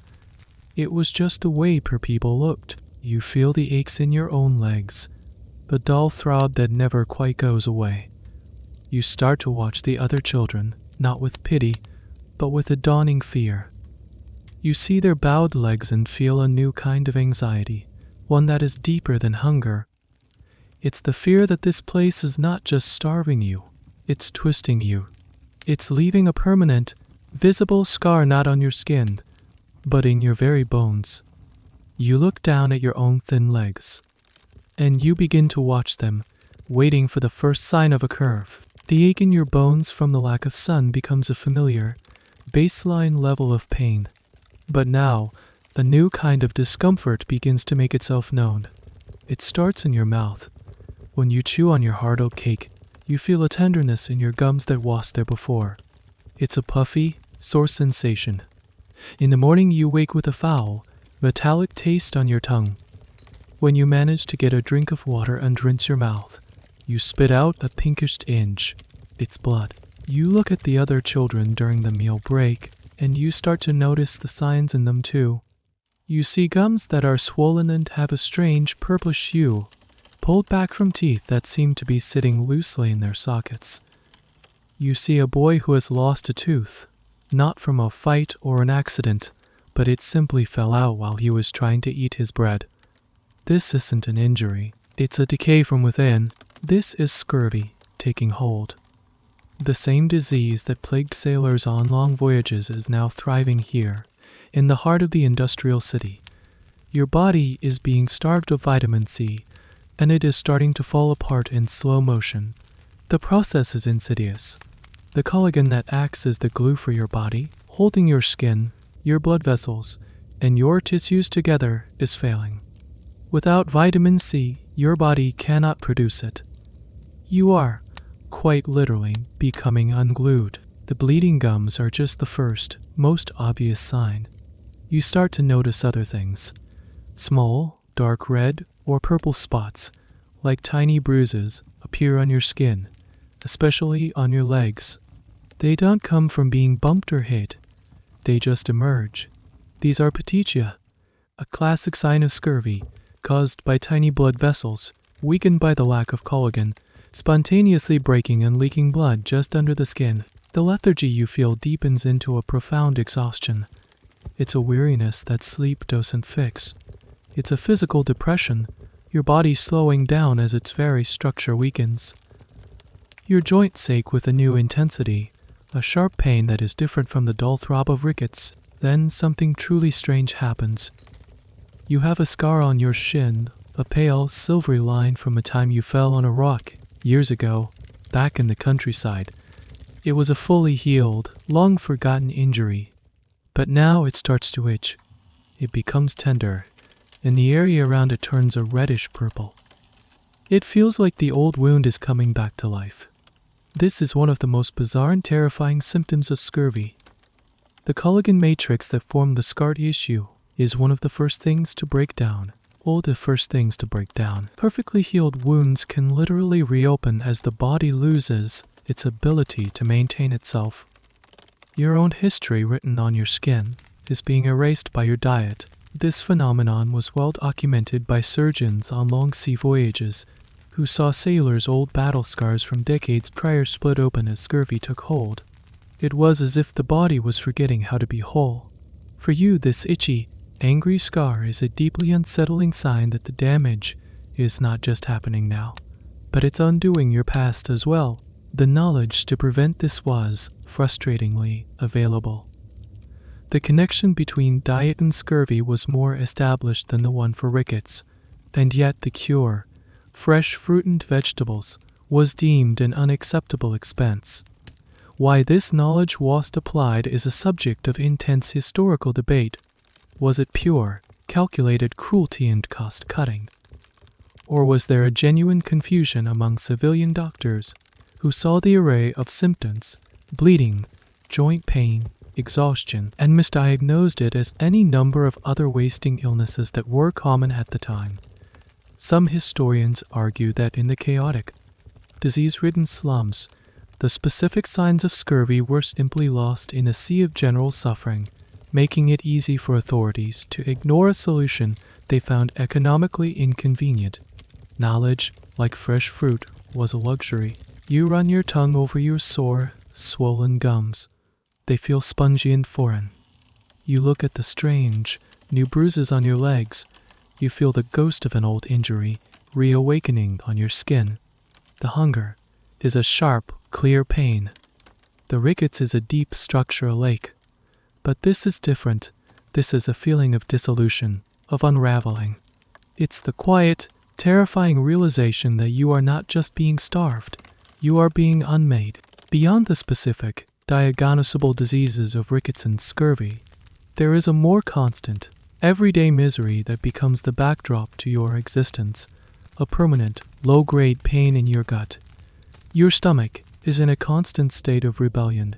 It churns, it cramps, it twists itself into knots. This isn't the sharp, clean pain of hunger. This is the pain of digestion, the protest of a system being forced to process things it was never designed for. Every meal is a new assault. The watery gruel, while easy to swallow, often ferments in your stomach, creating gas and a sour, acidic feeling. The hard as stone oatcakes are a dense, fibrous mass that your stomach struggles to break down, leaving you feeling heavy and bloated for hours. But the real culprit is the bread, that beautiful, white, treacherous loaf. The chalk or clay used to bulk it up is, for all intents and purposes, indigestible. Your stomach churns and produces acid, trying to break down what is essentially fine-grained rock powder. It can't. The result is a litany of painful digestive complaints. You suffer from chronic constipation, a blockage that leaves you feeling full and uncomfortable. Then this is often followed by sudden, cramping bouts of diarrhea, as your body finally tries to violently expel the indigestible mass. The alum in the bread only makes things worse. As an astringent, it causes the tissues of your digestive tract contributing to the painful cramping and interfering with the normal, rhythmic contractions that move food through your system.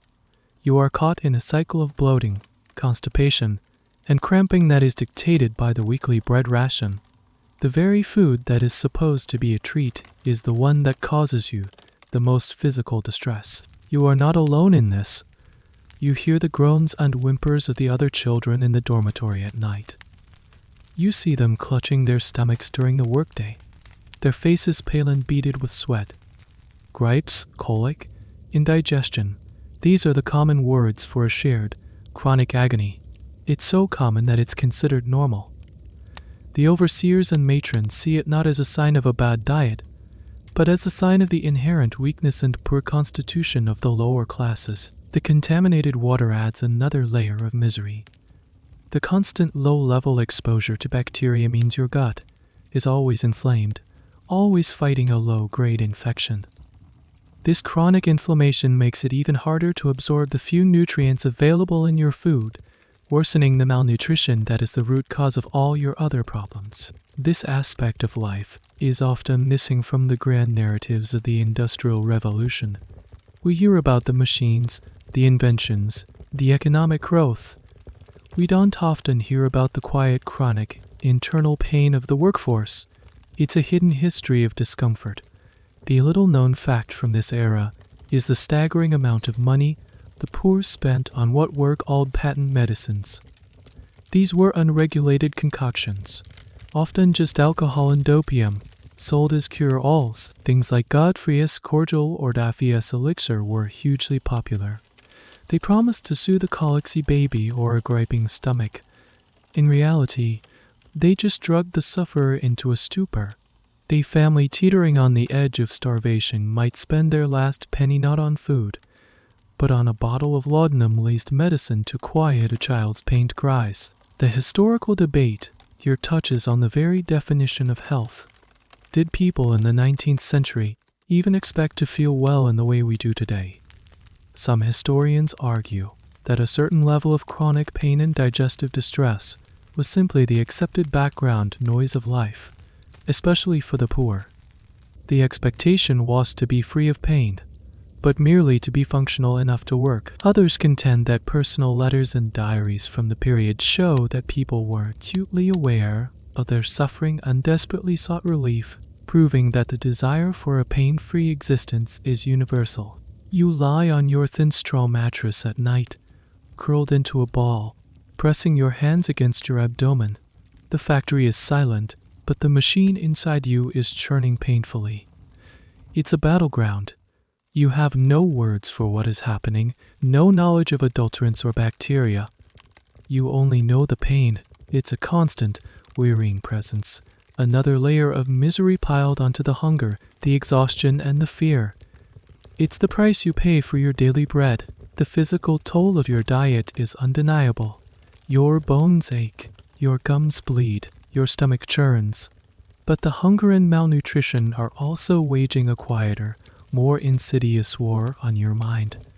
The lack of food is not just emptying your stomach, it's emptying your thoughts, dulling your spirit, and reshaping your personality in ways you don't even notice. Your world shrinks. It contracts until it is composed of only two states: the immediate, agonizing presence of hunger, and the brief, blessed relief after a meal. Your thoughts, which might have once wandered to games or stories or the memory of a green field, are now relentlessly tethered to your next meal. You find yourself obsessively counting the hours, the minutes, until the bell will ring for gruel. This single-minded focus is a survival mechanism, but it crowds out everything else. With its capacity for imagination and play, is a luxury your brain can no longer afford. The chronic lack of calories and nutrients, especially fats and proteins which are essential for brain function, has a direct chemical effect. You feel a constant mental fog, a lethargy of the mind that mirrors the exhaustion of your body. It becomes difficult to concentrate, to follow the overseer's instructions. Your mind feels slow, syrupy. This isn't stupidity or willfulness, it's your brain, starved of energy, going into a low-power mode. This mental slowness can have dangerous consequences in the factory, where a moment's inattention can lead to a serious accident. Your emotional landscape flattens. The energy required for strong emotions, joy, anger, even deep sadness is too much. You exist in a state of dull, listless apathy. It's a protective shell. It's too painful to feel the full weight of your misery, so your mind numbs itself. You watch the world with a detached weariness. A child next to you might get a harsh beating from the overseer, and you feel a flicker of fear, but not the hot surge of outrage or the deep well of pity you might have once felt. Your emotional resources are as depleted as your body's fat reserves. At the same time, hunger can also breed a sharp, primal irritability. The constant, gnawing discomfort frays your nerves. A small thing, someone bumping into you, a squabble over a place in line, can trigger a sudden, surprising flash of aggression. You might snap at another child, a raw, animalistic response born of pure physical distress. These flashes are quickly extinguished by your overwhelming apathy, but they reveal the desperate creature the hunger is turning you into.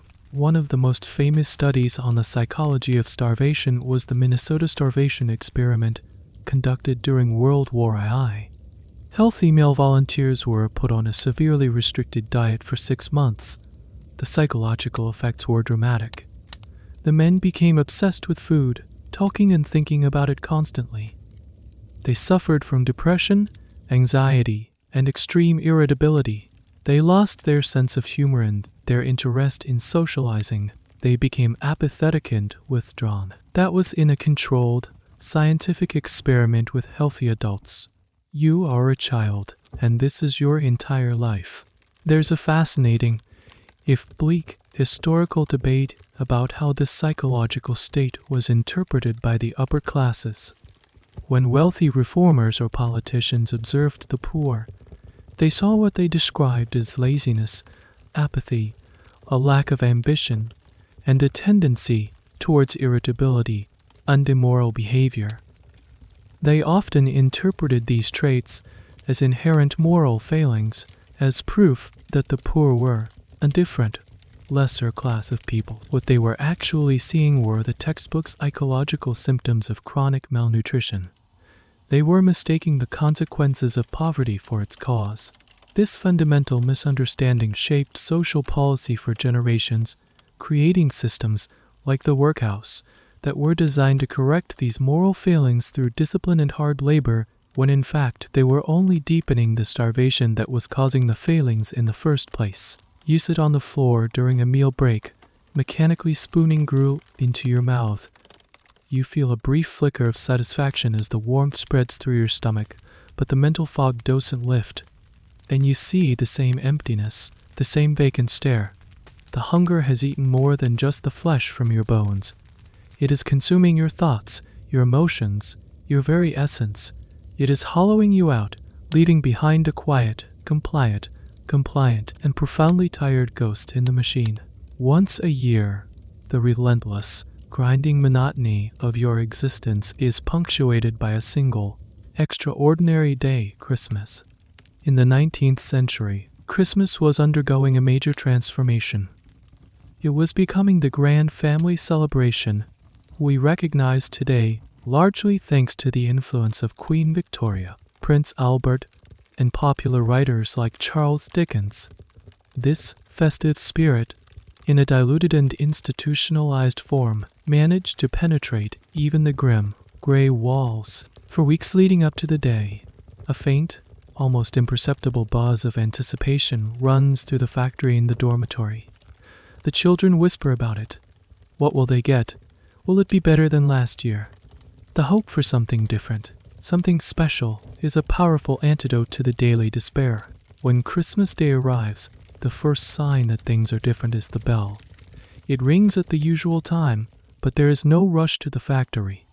The machines are silent today. It is a day of rest, a concept so foreign it feels strange and disorienting. You are marched not to work, but to the chapel for a longer than usual service. Then it's time for the Christmas dinner. You file into the dining hall, which has been sparsely decorated. A few sprigs of holly and ivy might be tacked to the walls, a pathetic but touching attempt to transform the cold, cavernous space. The air in the hall is different too. It doesn't have the usual sour smell of boiled gruel. Instead, there's a new aroma, a rich, savory scent that makes your stomach clench with a hopeful, hungry ache. It's the smell of roasting meat. On the long wooden tables, instead of the usual tin bowls of porridge, there are plates. And on each plate is a portion of food that looks like it has come from another world. You might get a thick slice of roast beef or pork, glistening with fat. Alongside it, there might be a mound of roasted potatoes, their skins crispy and brown, their insides fluffy. Perhaps even a spoonful of thick, dark gravy. You sit down, staring at your plate, almost afraid to touch it. It looks like a painting. This meal is often not provided by the workhouse's own budget.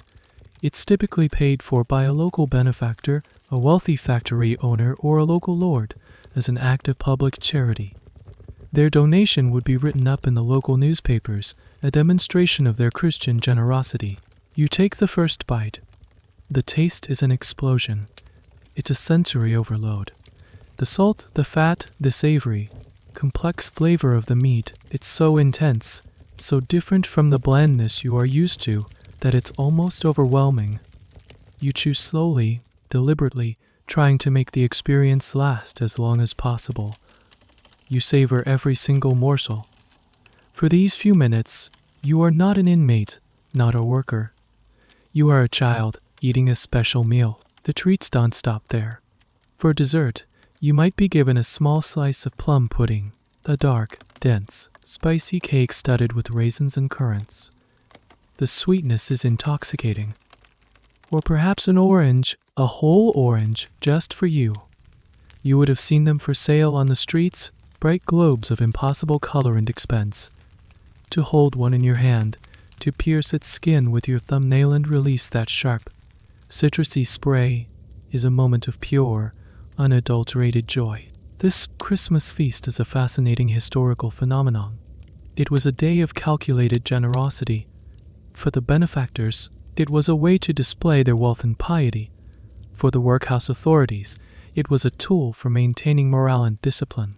The promise of the Christmas dinner could be used as leverage throughout the year to ensure good behavior. There's a cynical debate among historians about the true nature of this charity. Was it a genuine, if fleeting, moment of human compassion, or was it a carefully managed performance, a way for the wealthy to feel good about themselves and to reinforce the social order, reminding the poor of their dependency on the generosity of their betters? Here's a strange but true detail about these feasts. The sheer richness of the food, after a year of near starvation, could be a shock to the system. Many children would suffer from terrible stomach aches and indigestion after the Christmas meal. Their bodies, accustomed to processing thin gruel, were simply overwhelmed by the sudden influx of fat, protein, and sugar. The greatest meal of the year was often followed by a night of pained, groaning bellies. You finish your last bite of pudding, scraping the plate clean. You feel full, deeply untruly full, for the first time you can remember. The feeling is warm, heavy, and deeply comforting. The day will end. Tomorrow, the factory will roar back to life, and the gruel will return. But the memory of this meal, the taste of the meat and the sweetness of the pudding, will stay with you. It becomes a bright, warm spot in the cold, gray landscape of your memory. A proof that another world, a world with flavor and joy, still exists. It's a memory you will cling to for the next 364 days. You don't know it, but your diet is not just a matter of random cruelty or simple penny pinching. It's the practical application of a grim, emerging science. The men who designed the workhouse system and dictated its dietaries were not just trying to save money. They believed they were acting on rational, scientific principles about the human body and its needs. In their view, your body was a machine, an engine made of flesh and bone. Like any engine, it required fuel to operate. The goal was not to make the engine happy or healthy or long-lasting. The goal was to provide the absolute minimum amount of the cheapest possible fuel required to produce a day's labor. This was the cold, hard calculus of less eligibility. The science they relied on was in its infancy. The concepts of vitamins and minerals were unknown. Nutrition was understood primarily in terms of proteins, fats, and carbohydrates, though the terms were used loosely. The prevailing theory was that the laboring classes, who performed hard physical work, needed a diet high in simple, energy-providing carbohydrates. The higher foods, rich in protein, like meat, were thought to be necessary only for the brain workers, the intellectuals, managers, and gentlemen of the upper classes. This created a kind of nutritional class system. It was widely unscientifically believed that the poor simply did not need the same quality of food as the rich. Their bodies were supposedly different, adapted to coarser, less nourishing fare. A diet of gruel and bread for a factory child was seen not as deprivation, but as appropriate for their station and function in society. Giving you meat and fresh vegetables would be a waste, like putting high-grade fuel in a simple farm tractor. This thinking is articulated in the writings of many prominent figures of the time. Edwin Chadwick, one of the main architects of the 1830 for Poor Law, was a fervent believer in this kind of scientific management. He and his colleagues conducted studies and drew up elaborate dietary tables that specified, down to the last ounce, the amount of oatmeal, bread, and potatoes an inmate should receive. These tables were presented as triumphs of rational, evidence-based policy. They were designed to be just enough to prevent outright starvation, but not enough to make life inside the workhouse remotely comfortable or desirable. A fascinating and chillingly absurd detail from this school of thought is the debate that occurred over the perfect prison and workhouse diet. Researchers would experiment with different food combinations on inmates, measuring their health and capacity for work like lab rats. One infamous experiment in a prison involved feeding inmates on a diet of only bread and water to see how long they could perform hard labor. The goal was to find the absolute lowest common denominator of human survival. The knowledge gained from these prison experiments was then often applied to the workhouse diets.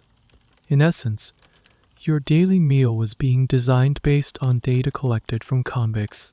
Historians are still untangling the complex motivations behind this scientific approach.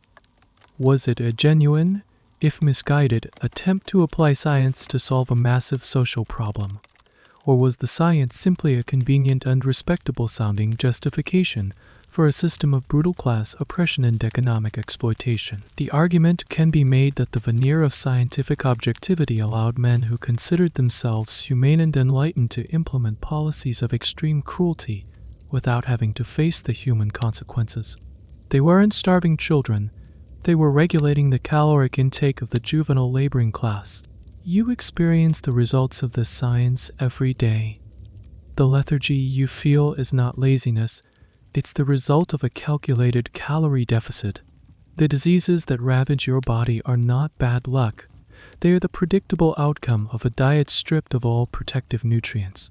You are a living, breathing data point in a vast, cruel experiment.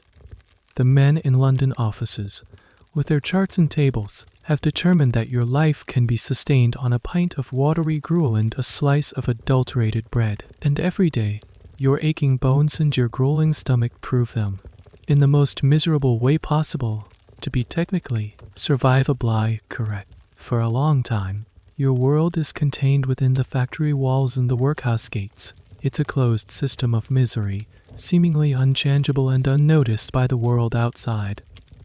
But slowly, almost imperceptibly at first, you begin to hear whispers. They are faint rumors, fragments of conversations overheard between the overseers, or news brought in by a new child arriving from the city. The whispers are about people, important people, who are starting to look at places like this. These people are a new breed of investigator, journalists, social reformers, and even some politicians.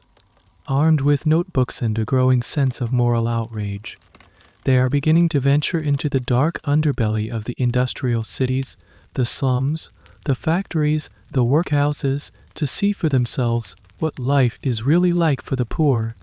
They are shining a light into the places that the wealthy and powerful would prefer to keep hidden. You might see one day, aim and rest in the finer clothes of a gentleman, but with a serious, observant face. He doesn't carry a cane to hit people with. He carries a notebook and a pencil. The factory owner or the workhouse master will escort him, their faces a mask of strained politeness, trying to present the best possible image of their institution. They will point out the cleanliness a result of a frantic, last-minute scrub down and the supposed efficiency, but the visitor's eyes will be on you. He'll watch you as you work, a small, gray figure darting under the dangerous machinery. He might try to ask you a question, his voice kind but his eyes full of a pity that makes you uncomfortable. How old are you, child? How long are your hours? What did you have for breakfast? The overseer will likely interrupt, answering for you with a cheerful, false heartedness. They're well cared for. Sturdy lads and lasses, all of them. These investigators are part of a growing social conscience in Britain. People like Lord Ashley Later, the Earl of Shaftesbury, a passionate parliamentary reformer, used their positions to launch official inquiries into the conditions of child labor. His famous 1842 report, the first report of the Children's Employment Commission mines, exposed the horrific conditions of children working in coal mines, with powerful, verbatim testimony from the children themselves.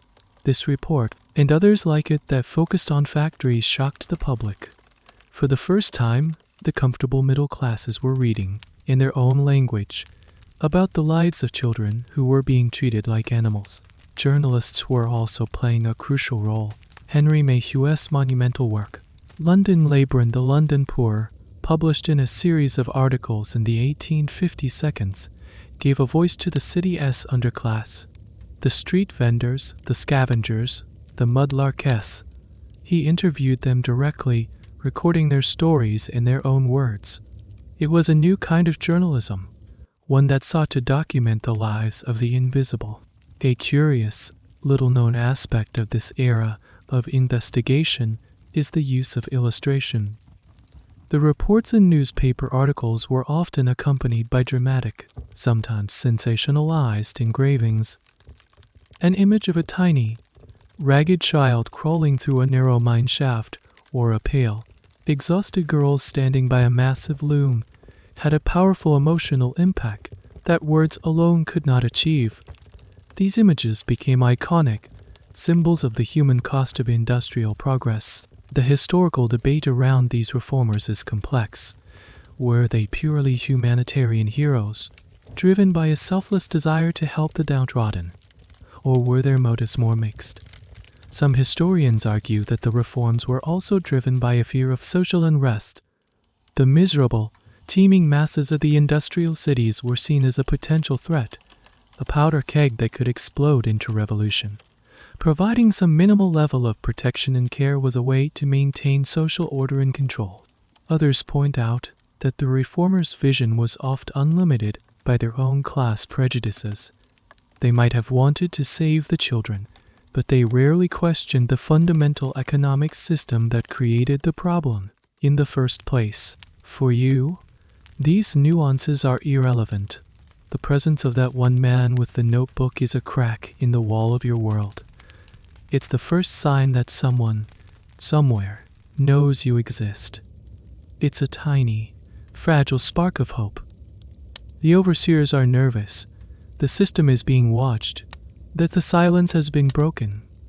The whispers of reform are in the air, a faint but persistent murmur that promises, perhaps, a different future. The whispers of reform, fueled by the shocking reports of investigators and the passionate campaigns of activists, eventually begin to echo in the halls of Parliament.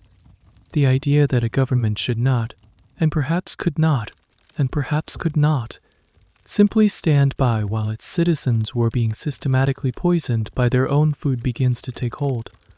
The first tentative steps towards regulating the nation's food supply are taken. The result is the first piece of major food safety legislation in British history, the Adulteration of Food and Drink Act of 1860th. To you, a law passed by faceless men in London seems like an event happening in another universe.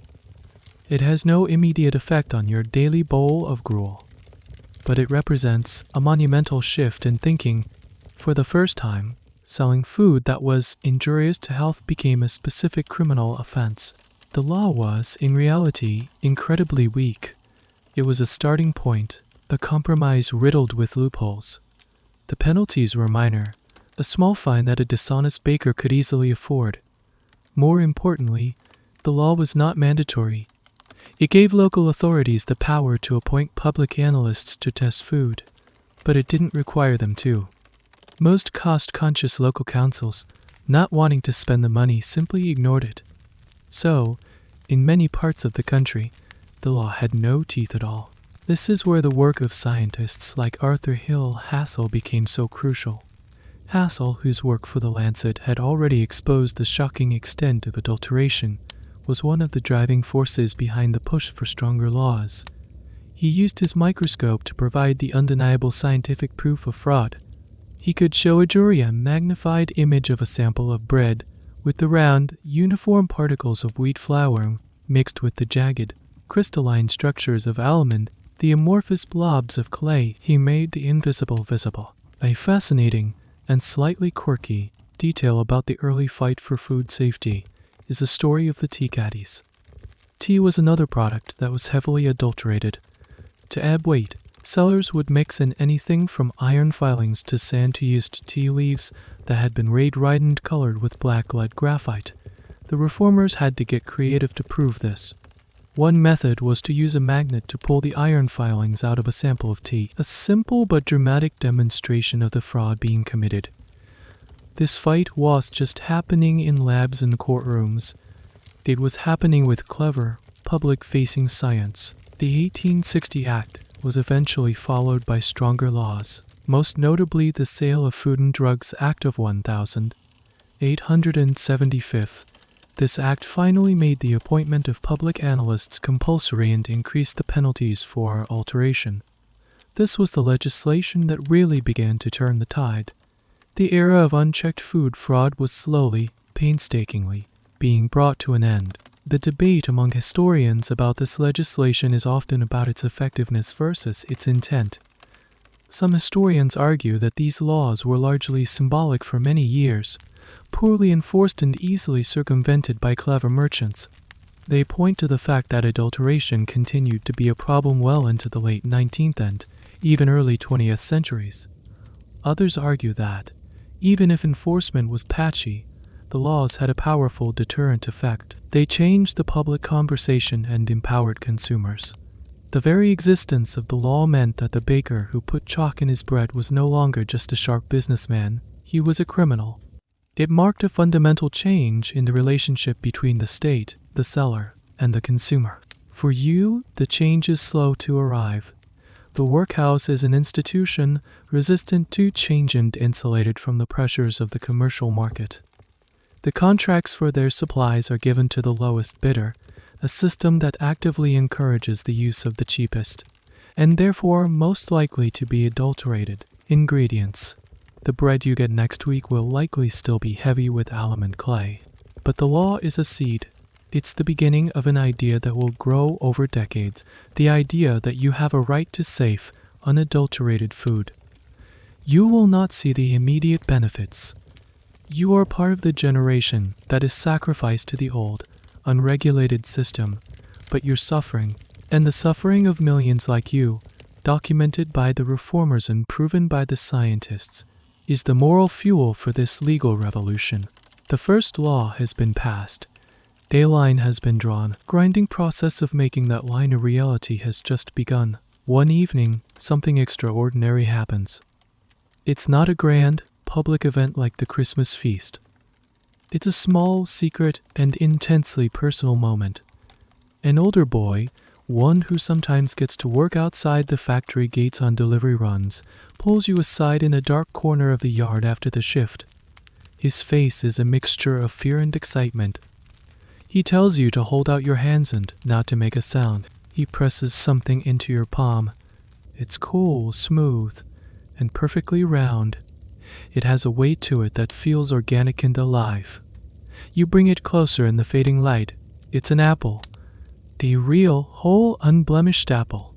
It's a deep, beautiful reed, with a faint green blush near the stem.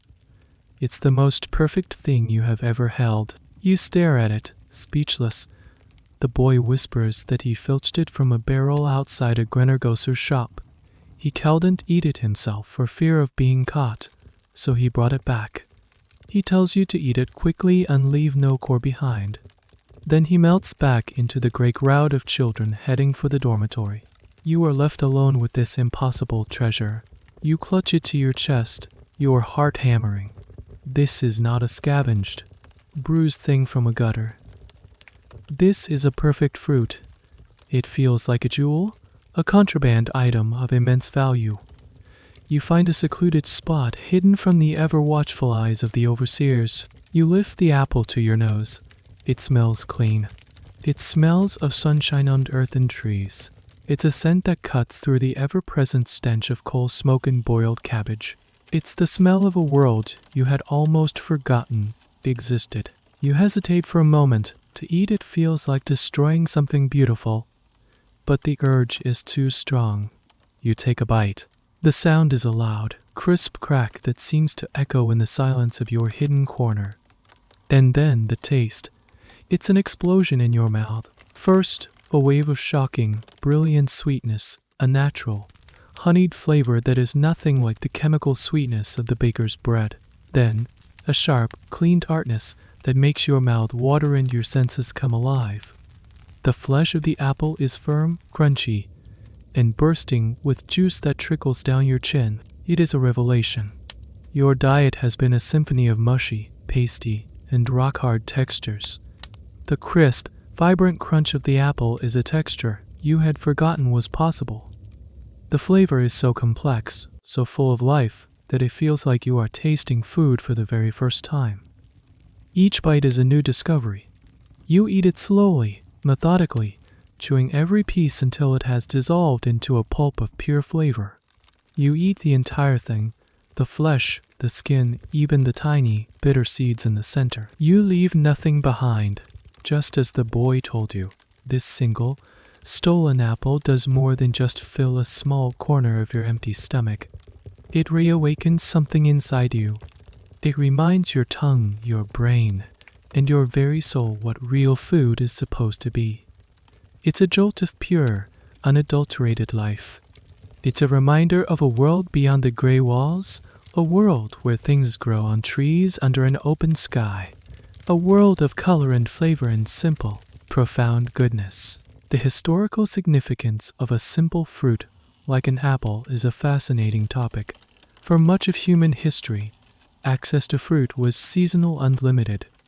The ability of an industrial society to eventually transport and store fruit, making it available year-round, was a major nutritional milestone. But there's also a cultural debate here. Some social commentators of the 19th century looked down on fruit, seeing it as a frivolous, unsubstantial food, especially for the poor. They believed the laboring classes needed solid food like bread and porridge, not watery fruit. The idea that the pleasure and the vitamins derived from an apple were essential parts of a healthy diet was a concept that took a long time to become mainstream. You wipe the last of the juice from your lips. The taste lingers on your tongue, a sweet, clean memory. The apple is gone, but it has changed you. It has given you a new standard, a new memory to hold on to. The blandness of the gruel you will have for supper will now seem more bland, the texture of the oatcake more punishing. The apple was a taste of freedom. It was a small act of defiance, a secret piece of contraband joy in a world designed to crush it. Most controlled environments, the desire for something real, something true, can find a way to break through. The long, grueling shift in the factory finally ends. The great steam engine sighs to a halt, and the deafening clatter of the looms winds down into a tired silence. The bell rings, releasing you. You shuffle out of the factory gates with the other children, a river of gray, exhausted figures flowing back towards the workhouse under a sky the color of slate. The day is done. You are tired. It's a tiredness that lies deep in your bones, a permanent state of being. Your stomach has the familiar, dull ache of hunger, an ache you know will be temporarily silenced by another bowl of watery, gruel and another hard oatcake. Nothing has tangibly changed. The system that holds you is as powerful and unyielding as ever. The walls of the workhouse are just as strict, but as you walk, something inside you feels different. The memory of the apple from the other night is still fresh, a secret warmth in your mind. It was a single point of light in a vast darkness, but it was enough to show you that a darkness it was. Before, this life was simply your reality. Now, you have a metric for comparison. You have the memory of a taste, a texture, a smell that came from outside the system. It has given you a new, sharper awareness of your own deprivation. This slow internal dawning is happening all over the city, all over the country. The whispers of reform are growing louder. The reports of the investigators are being read in parlors and debated in Parliament. The new laws, as weak as they are, exist. A collective awareness is slowly, painfully, being born. The idea that a child's health is more important than the profit from a yard of cloth is no longer a radical, unthinkable notion. It is a debate. The progress is agonizingly slow. For every step forward, there seems to be a step back. A new Factory Act might reduce the working hours for children, but factory owners will find ways to circumvent it. A new food safety law is passed, but adulteration continues in the back alley bakeries. It's not a single, glorious revolution. It's a long, slow, grinding battle fought over decades in committee rooms, in courtrooms, in laboratories, and in the pages of newspapers. Historians still argue fiercely over the primary engine of these changes. Was it the humanitarian compassion of Christian reformers like Lord Shaftesbury? Was it the rational, scientific evidence provided by doctors and chemists like Snow and Hassel? Was it the raw, political power of the growing union and labor movements demanding better conditions? Or was it, more cynically, a growing realization among the ruling class that a healthier, better fed, and slightly less miserable workforce was ultimately a more productive and less revolutionary one? The truth, as it often is likely a messy combination of all these things. There was no single hero, no one magic solution. You will not see the end of this story. You are part of the difficult, painful middle. Your personal fate is uncertain. Will you survive to see a day when the food is clean, the water is safe, and the work is a little less crushing? Or will you become another anonymous statistic, another small, worn-out part of the machine, discarded and forgotten? As you approach the great iron gates of the workhouse, you look up at the smoke-stained sky. For a brief moment, a gap in the clouds reveals a patch of deeper, darker blue. The evening star is visible, a single, sharp point of light. A long, slow, and very distant dawn is coming. You don't know if you will live to see it, but for the first time you allow yourself to believe that it might exist. Your shift is over. You have survived another day. And for now, that is a victory.